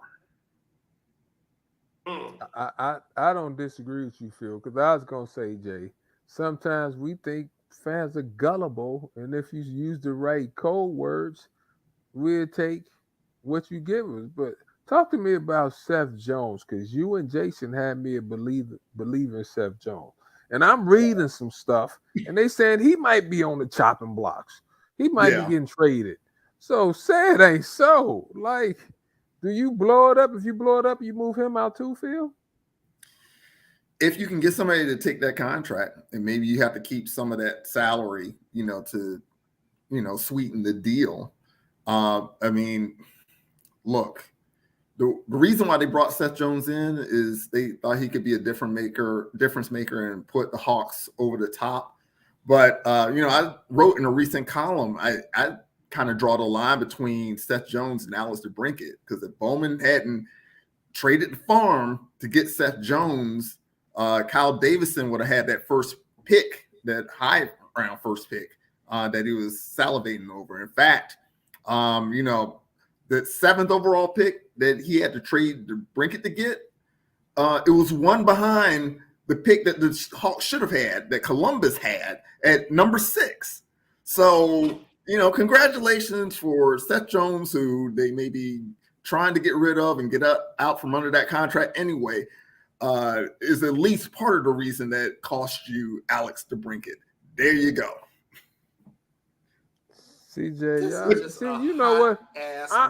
I'm going back to just baseball and basketball and football a little bit.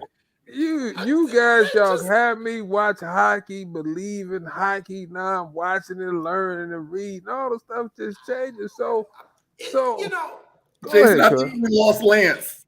Y'all did. Y'all did. Know how hard it took me to get my cousin to start watching Phil. This is like Like, Phil, I know names, I know players. Just went down the drain by the Blackhawks. I know names and players now. Like, my wife looking at me like I'm crazy. You watching hockey? I said, yeah, because Jason gonna have Phil on one day. They're gonna talk hockey, and I don't want to sit there looking dumb. And so now, I listen to what y'all tell me. At least I know I've been been listening. So everybody leave. Are they gonna trade Taves too? Is Taves leaving too? Yeah. That'll be up to Taves. But you remember Taves said it really gets him thinking about playing in another town that he had never thought about before. And that was after the Hagel trade. He said it really makes him think. So if he was saying that right after the Hagel trade, remember, he thinks that he thought that the turnaround could happen a lot sooner because other teams have done it. And essentially, this pulls the rug out from under that. You can't take away a 40-goal scorer like Alistair Brinket and think that the turnaround is going to be quick now, especially the people who are essentially replacing him, the draft picks.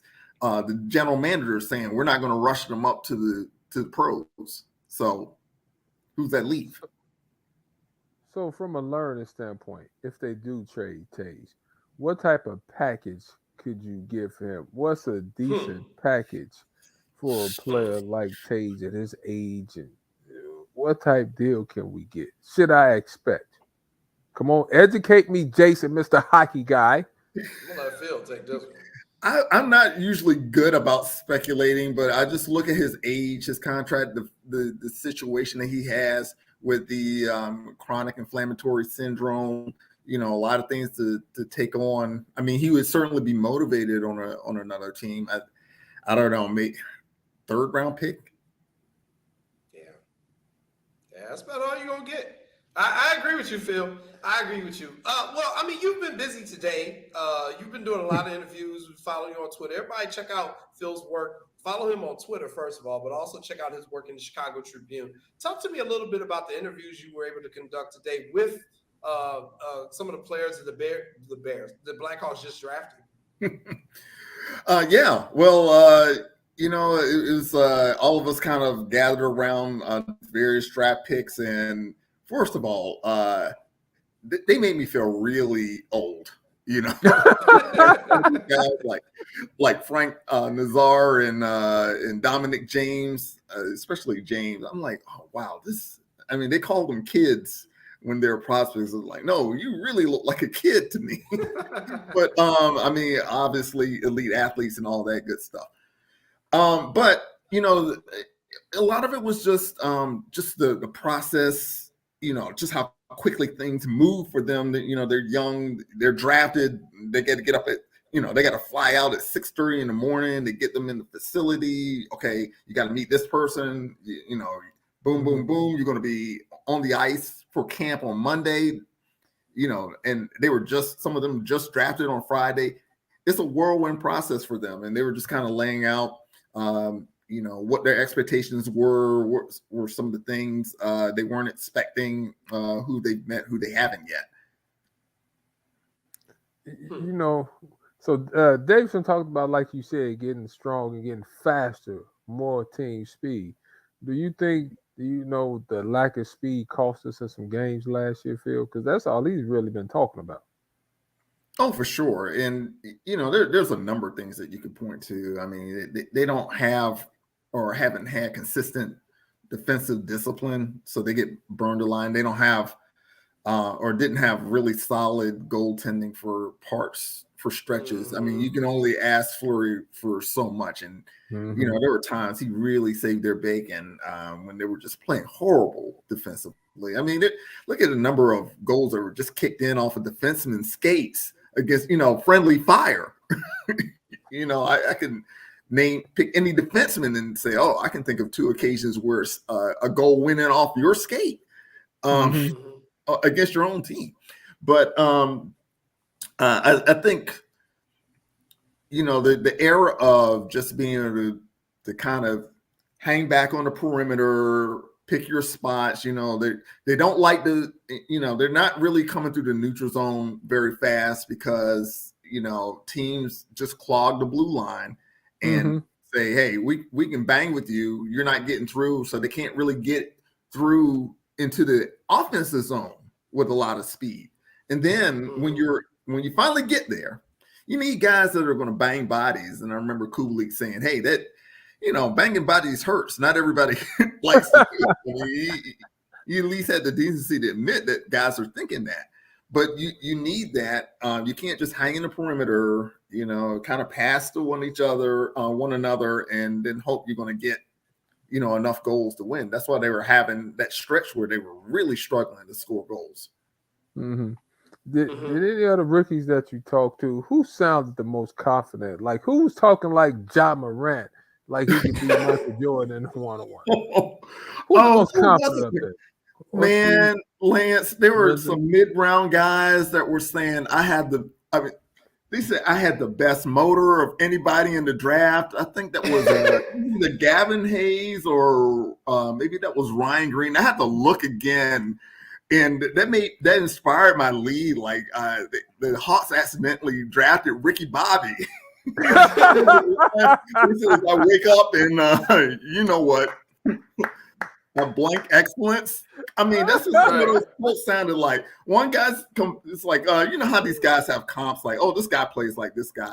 So his comp was Blake Wheeler, and he was like, oh yeah, I play like Blake Wheeler, only I'm a little better than him at this skill. I just need to bang bodies like he does. I'm like, you're just not Blake Wheeler. You're already coming in and saying that you're better than Blake Wheeler. Like, I mean, these guys are just. Like, I asked one of them, what's the line between confidence and cocky, and he had a really good answer. He was like, confidence is just knowing that you have the ability to do something and you belong there. Cocky is believing that you're better than everyone else and believing that you're better than you actually are. So, they have a sense, but look, the NHL is going to teach them real quick. Shoot, the AHL is going to teach them real quick where they stand. So they'll learn. Don't worry about that. They'll learn. Oh, sorry you had to bring us such disappointing news tonight, Phil, but it's not going to be all negative. It's not going to be all negative. It's renewal. It's a new era. It's renewal. It's a fresh start for the franchise. Lance is not buying it.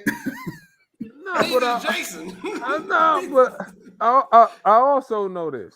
If Davidson hit this thing right, whether it takes in the 2 to 3 year time period, he would re-up on his contract and he'd be king around here. If they make the playoffs or build on some of the next 2-3 years, he will advance quicker than what we all think. And I think most of the time, administrators, coaches, general managers, they want to blow the thing up, I think, a little bit so they can get a lot of the credit sometimes. But let me counter that, Lance. If it works, but how often does it work? Remember when Jerry Krause said players don't win championships, organizations do. He blew it up. How'd that shit go? It went bad for him. But go ahead, Phil. I was going to say, here's the thing, though. There's strength in numbers. So when, you have conditional first-round picks from Tampa Bay in 2023 and 2024, and then I think you have a couple of second-round picks next year as well. So you're getting all of these picks accumulated in the first 2 to 3 rounds over the next 2 to 3 years. You got to hit on some of those. If you're not hit on any of them, now you're having a different conversation. Like, we got you all of these, or you got all these top round picks, and you're not hitting on any of them. Well, it's not going to matter anyway. Then that's the end of the conversation. Davidson's going to be out of there, but he gives himself a better chance getting all of the, this massive number of picks and prospects that he's planning to get. Good point. Wow. Good point. Well, I mean, we're not going to be negative, Nancy. We're going to end on a positive note. Oh yeah, and unfortunately, it doesn't have anything to do with the Blackhawks, but it has to do with hockey. Oh wow. Mike Greer, a brother, has been named the general manager of the San Jose Sharks. So, yes. What did you just say?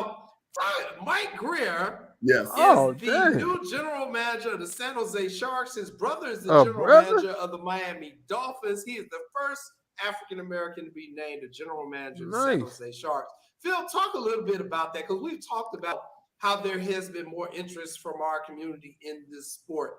And now we're starting to see African Americans move up in administrative positions in hockey as well. Talk a little bit about the Mike Greer hire by San Jose. Oh yeah, I mean, I think it's part of a wave of just diversity that is coming over the league in general, and I think some of that is attributed to the Diversity Alliance, just kind of speaking, guys like Akeem Alou that are speaking truth to power to some of the, pretty much all white, all male power brokers in the NHL, like. Things have got to change. They have a high-powered sister who reports to Gary Bettman, who's in charge of social media and diversity initiatives and just kind of overall fan engagement for the NHL. And she's let them know, like, look, you're losing you're threatened to lose a generation of young people because they're only becoming more diverse. They don't have the same kind of interest. They don't interact with sports the way the old guard used to. So you have to change. It has to be reflective of the fans that you want to attract if you're going to keep those fans. So I think with Greer, I was just amazed by how receptive, like, everybody in the NHL has been talking about him and welcoming this change, especially, like, of course, Kevin Weeks. So, I think that's what it takes, and it shouldn't just stop with him. You're having a lot of African American players and players of indigenous players as well. We need to see more of that too for positions of power, and there've been a lot of women as well that have been, Blackhawks included, that have been put in power positions. The vice president of business is Jamie Faulkner. You saw what happened with Cameron Granato. I mean, there's change in these kind of progressive initiatives going on in the NHL. I mean, you could say it's long overdue, but at least it's happening, and some people are pushing for it and welcoming it, and not just kind of like grousing, like, they're not calling it quotas or kind of a woke agenda or anything like that. They're like, hockey needs this. They need new perspectives. These people can do the job. And yeah, I mean, that was one of the highlights of the draft coverage, was just talking about Greer. It really was. It really was. Hey, man, so much appreciation. I know you've been busy, and I reached out to you, said, man, please come on. I didn't know all hell was going to break loose when I sent you the invitation, but everything broke loose in the black. I'm like, well, I got Phil coming on, so good job by me. But yeah, if I had known. Let me ask you a question before you leave, Phil. When is the Phil and Jason show coming on? When is the Phil and Jason hockey show coming on? So I can blast you guys every week. Jason got it. No, we need Phil and Jason. We need I told you we're going to put this show together. We got Sean producing tonight. We're trying to get this show called Brothers Talk Hockey with me, Phil, and Evan Moore. Oh yeah. That'd be great. Seriously. I need to make that happen. Yeah. Seriously. Yeah, we may do that. We got to promote Evan's book too, Game Misconduct. Yeah, there you go. His book is really good. You all really got to pick it up by our good friend Evan Moore, who's also been on the show. But hey, man, Phil, I really appreciate this, man. Get back to work, because I know you got some more news coming. I do. I actually got something on deadline that I'm probably overdue for. All right, go ahead, man. I want the Tribune, man. Appreciate it. Phil, follow Phil. Follow Phil on Twitter. Follow Phil on the Tribune. Appreciate it, brother. Oh, no. Thank you for having me, guys. Always a pleasure. Right. Thanks a lot. That was Phil Thompson, everybody. Of the Chicago Tribune. Lance, we got like 14 minutes, and we got topics we got to discuss. You ready for some quick topics? I'm running you. I don't know how quick I'm going to be. Come on with it. I'm in shape. Let's go get it, cuz. You in shape? All right. You've been doing your 60-40, because we got a whole lot of stuff to talk about. Let's get it. Real quick. Get it. All right. Let's talk about former politician, U.S. Secretary of State, Condoleezza Rice. Condoleezza Rice is making news in the sports world, Lance. Condoleezza Rice is now one of the part owners of the Denver Broncos of the NFL. What are your thoughts? You know what, Jay? We should have saw this coming. Because she's been on different sports committees. She's on NC2A committee. She's doing some football stuff before. And she has the right temperament. She's been around. She developed relationships. And she also has a lot of money.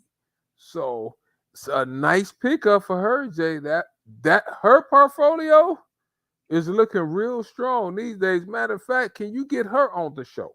I don't know if I got that, but I'm still mad at her from Hurricane Katrina, so I don't know if I can get Condoleezza Rice on the show. I should let it go. It's been 20 years. Let it go. See, because Condi's sitting pretty sweet right now, Jay, with the Broncos. How much are the Broncos worth? About what? I don't know, but if you're gonna be a part owner of that, you're right. Condi got some money. Condi got Jay, and then too, you know, and I know it's hard for us to be an owner of any professional team. This is true. So shout out to Condi. I'm gonna put my personal taste aside and see if we can get Connie on the show. All right. Hey, well, let's stay on the theme of Black women thriving in sports, because Sean and I talked about this on Friday too. The Las Vegas Raiders, they made a splash too. The Las Vegas Raiders became the first NFL team to name a Black woman as president of their franchise. Sandra Douglas Morgan is now the president of the Las Vegas Raiders. Talk to me about that. You know what? Once again, a female doing positive things. It gives hope for my daughter Brooklyn, that sports working on his MBA sports administration do a degree. It gives her hope, because if you see it, you can do it. And to see somebody that looks like you, that's more than qualified for the position, that's tremendous for African American females to see. Also, for some men out there, she easy on the eyes a little bit too, cuz. So, I mean, you know, I'm just saying, she's an easy hire, because a lot of times, you know, brain, she's nice looking, but I'm more than happy for her. Long overdue for African American female to get one of those spots. And like I said, I'm happy for the generation that Brooklyn is coming in. And I'm looking forward to seeing the Raiders doing more things. But not with that being said, though, what are they going to do this year on the field? So I'm interested to see the Raiders out. Do the Raiders play the Bears this year, cuz? No, you went to Vegas last year. Yeah, they went last year. So we'll give them this year. Well, I will say this, and I What's said your this on thoughts, Sean Jay? so too, is that, you know, Sandra Douglas Morgan got credentials, man. Before, I mean, she used to be head of the Las Vegas Gaming Commission. Mm-hmm. I mean, you don't get to that level. That you got to know what you're doing. So big shouts out to her. I know this woman is more than qualified, this sister is.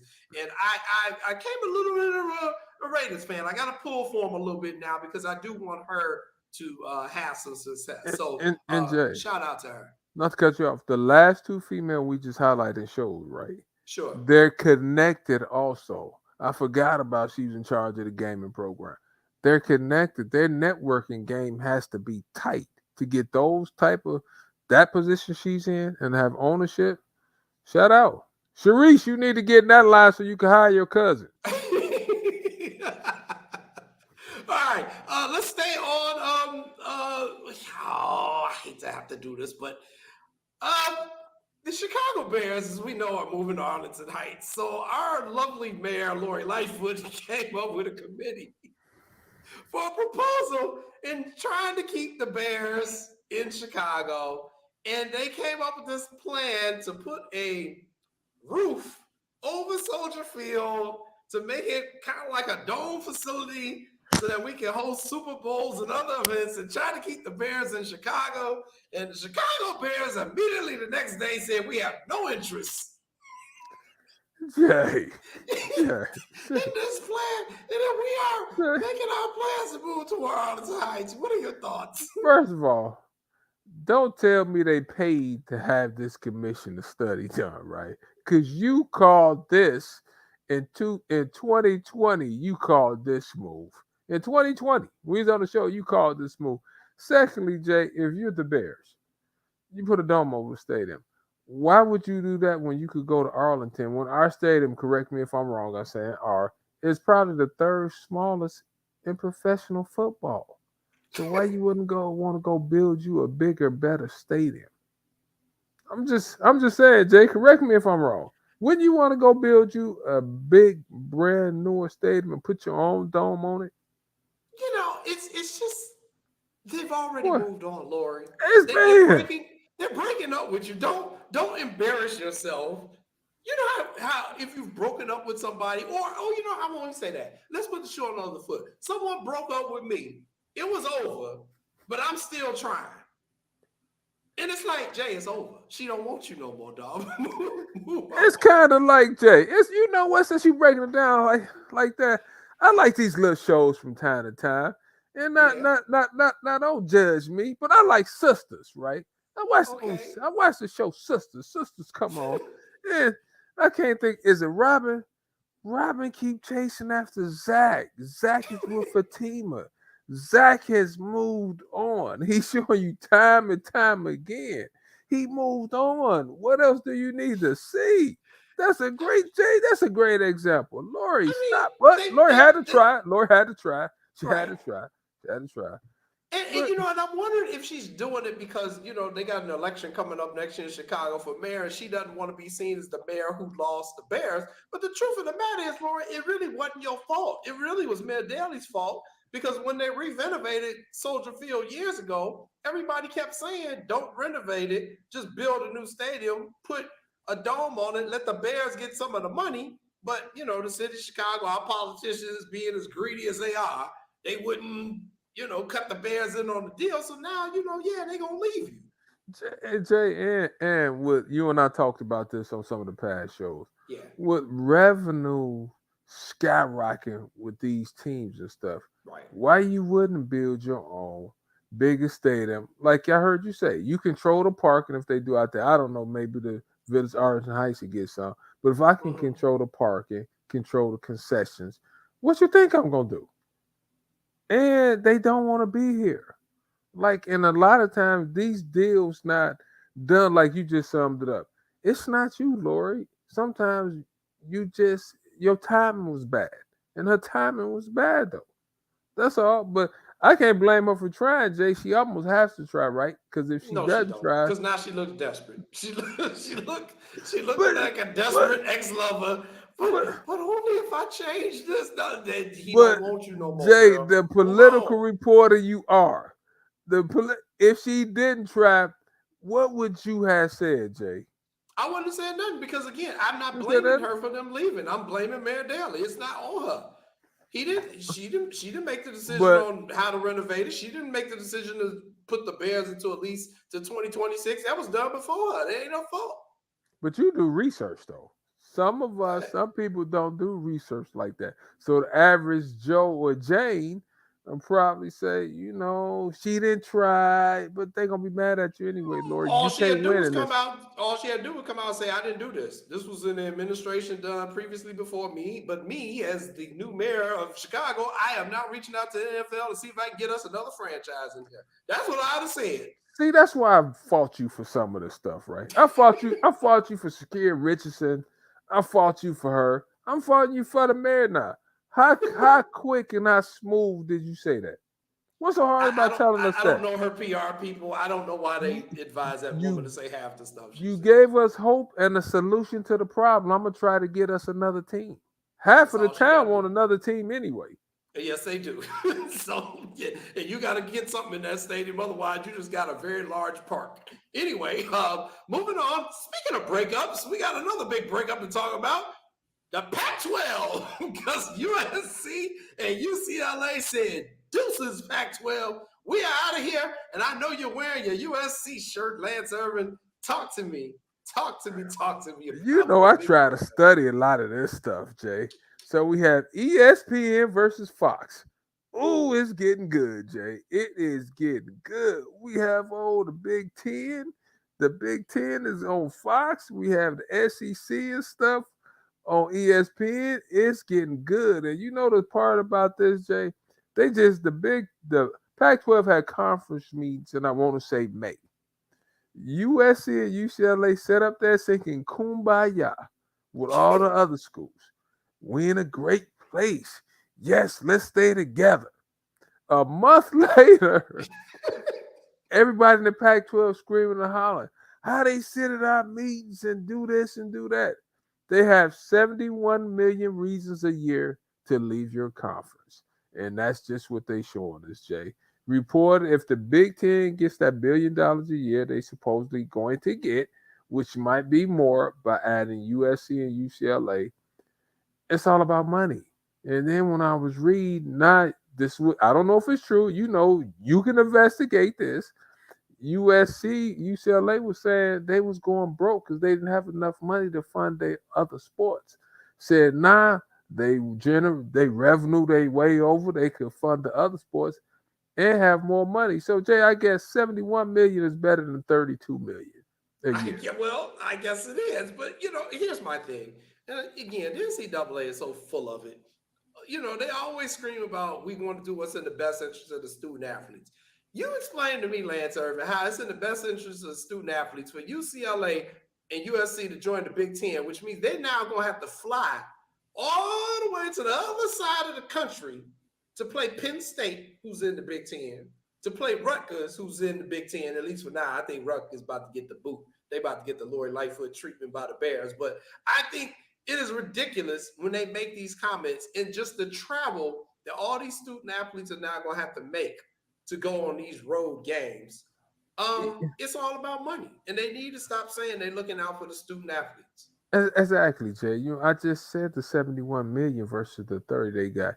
If it wasn't, the major deal wasn't about money, television, exposure, they would have stayed. Why would they have left the Pac-12? That's a good league. They're like-minded institutions, correct, that think alike, academics on the same plane. They would have stayed.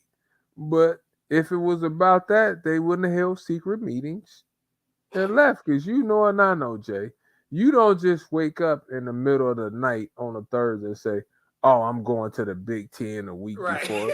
Come on, Jay. Stop it. And I'm not mad at them. Because at some point in time, you have to do what's best for you and your brand if you feel like it. But with that being said, though, Jay, for the student athletes flying across different time zones and stuff, I get it. Because what they going to say is they're going to have the main sports jump on charter planes. So we'll be back in our beds. But if you're a basketball, if you play on Thursday, Saturdays, you got to leave on Wednesday. Yeah, you do. You do. And there's reports that North Carolina, Florida State, Virginia, and Clemson are negotiating currently to go to the SEC.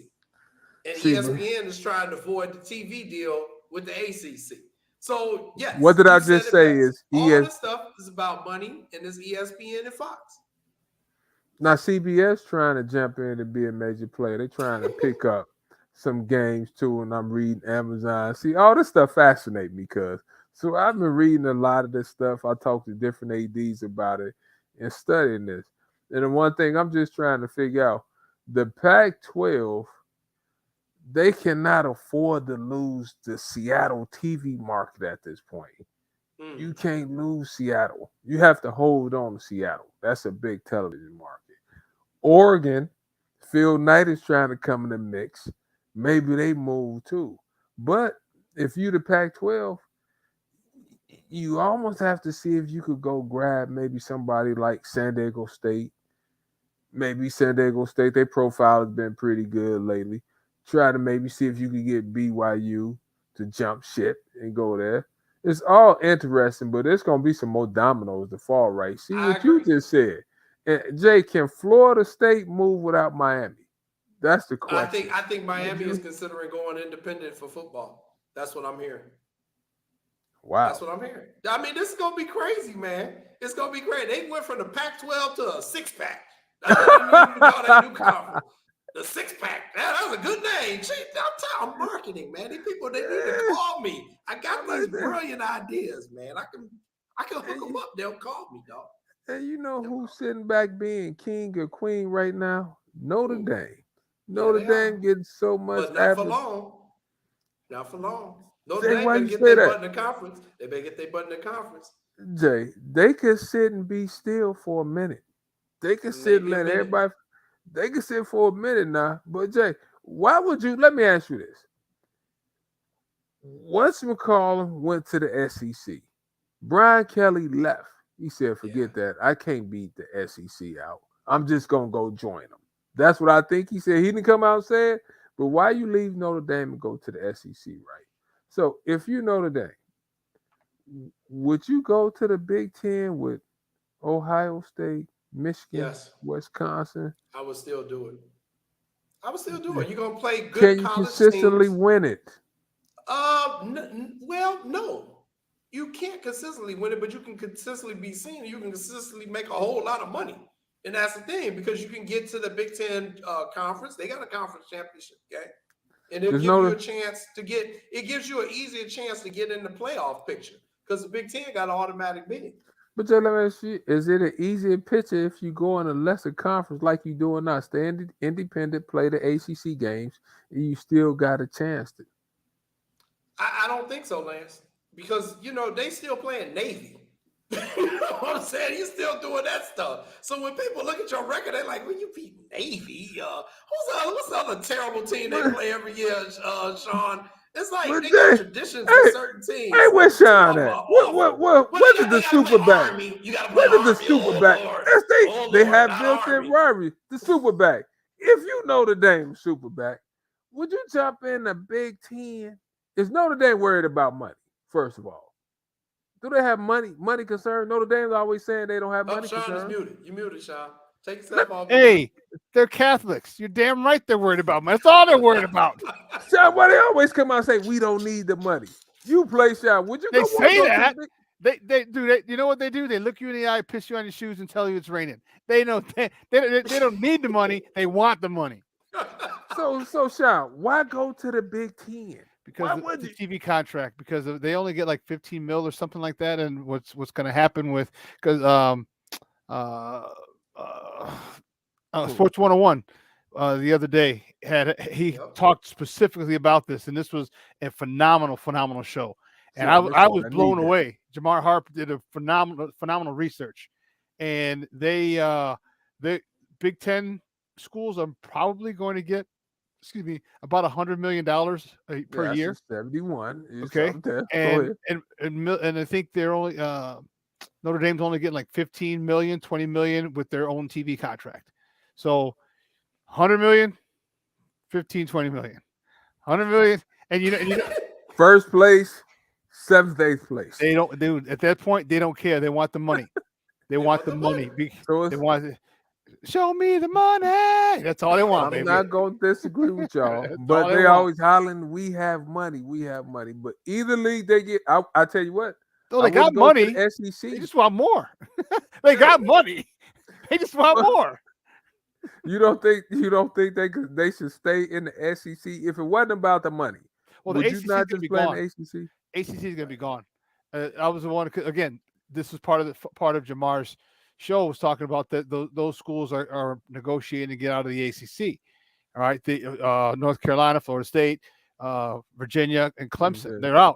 So ESPN is like, okay, the ACC is going to be done. Miami, they're going to join the SEC. But there's literally going to be 2 big conferences and then a whole bunch of small ones. And it's going to be it's all about money. And this really works out for the HBCUs, because now there's actually there's 4 HBCU conferences. They can all have one big conference, one division here, one division here, and now they can get they can get a TV deal, because that's all basically what they need. And remember when I was talking to you, Jay, I was like, hey, I said, you know what? I said that's the great thing about Deion. If he gets there, he's getting some exposure. I said all they need is a TV deal. And now if you can get one big major HBCU conference, now you can stream it. Now you think of all the people who went to HBCUs, who live in New York, who live in Texas, who live in Arizona, who live in California, who live in Washington, who live in Oregon, who can't get HBCU football. Man, now they get it. Now it's a streaming service, because that's everyone's cutting the cord. It's all one big. It's what Wu-Tang said it best, baby. This, because I heard this now. What'd you hear? I heard Jackson State to Conference USA. Mm-hmm. That's possible. I can see that. It's possible. It was Jackson State, Grambling. I think there were 2 or 3 that were going to 1A conference. Yeah, Deion might leave. I hope he doesn't. he has too much cachet for what he's doing with those guys at Jackson State. I hope he stays, but then again, it's all about the money. We just said it. It's all it is. You know what? The kids are going now. They're going to places who have great NIL deals, and now the conferences are going. It's not an NIL deal; it's a TV deal. We got the best TV deals. And then look, we got coaches making 10 million, 11 million a year. The kids deserve to get a piece of that pie too. You got schools getting 71 million. It's not like when I was in school, you couldn't give me laundry money. Mm-hmm. Everybody making money now, so the kids got to make a little bit too now. Yeah. I don't know how much that's for somebody else to figure out, but with that being said, though, you shouldn't have to struggle with all this money they throwing around, $1 billion TV deal, and the school gonna get between 71 to 100 million. That's just basketball. $1 billion. The NCAA is getting $1 billion just for basketball. Yeah, we're not even talking football. And the NCAA better watch out too. And I'll throw this out there too, fellas. The ESPN, they broadcasted both the women's softball championships and the college baseball championships. And the women's softball outdrew the college baseball. Yeah. Mm-hmm. I mean, that's telling. That's telling too. So, I mean, once you start looking at those numbers, it's the money is going to fly everywhere. We've talked about this at length before. I said there needs to be even now a split of Division I. You've got to split them up again because a lot of these schools in these mid-majors, they're not going to be able to hang. So just cut that out and just go to, well, these are the big money schools. These are the ones that's going to play for the big championships every year and go from there. Because none of these other middle majors are going. Bradley is not going to be able to compete. Western Illinois is not going to be able to compete. Eastern Illinois, Valparaiso. I'm talking about them type of schools. Kent State. They're not going to be able to compete anymore. So you need to just make it a whole nother level. So you're saying make a bigger 1AA or FCS division? Yep. The haves and the have-nots. The haves and the have-nots. Can't nobody else compete. If UCLA can afford to fly their kids on a charter plane the hell across the country to play a game at Penn State, you think Kent State can't even get to Texas like that. So, I mean, they're going to have to make some decisions on what they want to do. Yeah. There will be, so the majority, so basically what's going to happen is what you were saying is that, they have it now. It's just they don't have the two big conferences. They have the football playoffs, the FBS playoff, but they also have the SCS, which was 1AA back in the day when I played at Holy Cross. So they have so they'll just have a bigger 1AA section because you're going to get kids, and you guys were talking about it with your buddy from Proviso West, about the portal. Man, players gonna be jumping back and forth every year. They start here for 2 years, they realize they don't like it. Okay, I'm gonna sit. Not 2 years, 1 year. Boom, they're out. Boom, they're out. Boom, their coach left. The guy who recruited, they're out. Boom, they're out. Your guy Charlie Moore. How many schools has he gone to? We're talking about 5, 6, 5. Yeah, and then when you talk about congratulations to Charlie too. Charlie just got signed by the Pistons. He on the Pistons roster. Yeah. And what would you talk about? That one kid who's kid went over there with what 400,000 they were offering him. The one basketball kid from Miami. Kid of Miami. So it's gonna be interesting for it in these next couple of months, and I still think another domino gonna fall in the next month or two. Well, when they start saying we holding, no, y'all not holding. Well, here's one of the things that Jamar also said. He said, and here's the crazy part, is that all those schools, once they create those two big conferences, they can withdraw from the NCAA.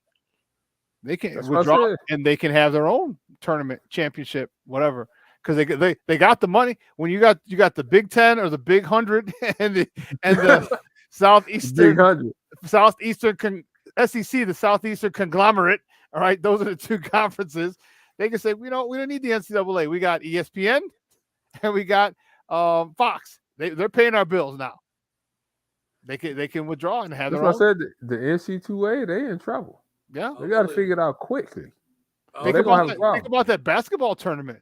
Think about if all the Big 10 and UCLA, USC, maybe Oregon, Oregon, maybe Washington, all those guys, Arizona State, Stanford. Because now thinking now you got the Stanford versus Boston College, Stanford versus Northwestern, Northwestern versus Boston College. Think of all those academic schools that are going to be, they're going to be matching up against, in addition to the powerhouses, the Michigan, Ohio States, the Notre Dames, the USCs, UCLAs, all those. Interesting. Yeah, it's gonna be nuts, man. It's an arms race. It's gonna be an arms race. All right. Hey, thanks a lot, Sean. All right, Thanks, everybody, that's gonna bring us to the end of this episode of What's Up, Cuz. But we cannot go without putting up our person who we are looking to find this week. We have missing persons. This is something we started earlier this year. There's so many people from the African American community who go missing every year, and they don't always get the media coverage. And since our show is kind of based out of Chicago, we're kind of focusing on missing persons from Chicago, missing people of color. So this week, we need the public's help in finding this young lady, Savannah Barnes. Savannah Barnes has now been missing almost going on 2 years. She was last seen in September of 2020 in the area of the 4500 block of South Vincennes. In the 4500 block of South Vincennes, Savannah Barnes, age 16, Chicago police considered her an endangered person. She's been gone almost 2 years. If you have seen Savannah Barnes, please contact the Chicago Police Department or dial 911 if she is in another area. Let's try to help get this young lady back reunited with her family. And so for my cousin, Lance Irvin, and our producer, Sean Sierra, I am Jason Palmer. Thank you for tuning in to What's Up, Cuz. Next week, we are going to have the aforementioned Jamar Hart on our show to help us break down all the craziness that's going on in the NCAA with all these conference challenges. So get ready for that show. I can't wait for that talk. That'll be a good one. So everybody, hey, please be safe out there. Congratulations, Chicago. You all had a great weekend with the WNBA All-Star Game. We also had a number of other events that were going on in the city. We're not going to take these people just dogging out our city, telling us we a hellhole and all that nonsense. For real, we got a governor a dude running for governor talking about the Chicago's a hellhole. Well, you just lost 3 million votes, dummy. Anyway, thank you, everybody, for tuning in. We know there are a bunch of problems going on in the United States right now. Everybody just hang in there. Just stay safe. Look out for one another. Try to love one another. And Lance and I will be back. We will see you next week at 6 o'clock p.m. on What's Up, Cuz. Later.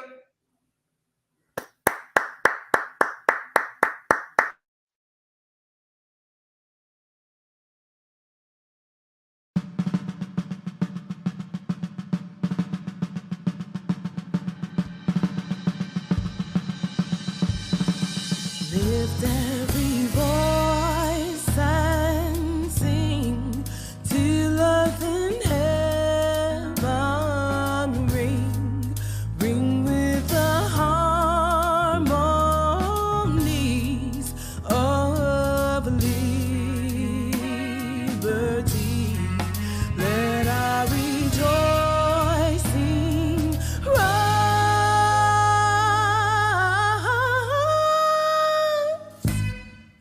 High as the listening skies, let it resound loud as the rolling sea. Sing a song full of the faith that the dark past has taught us. Sing a song full of the hope that the present has brought us.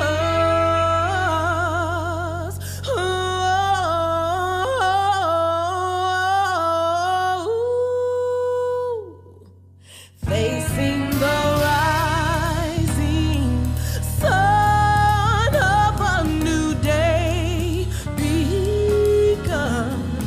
We will march on till victory.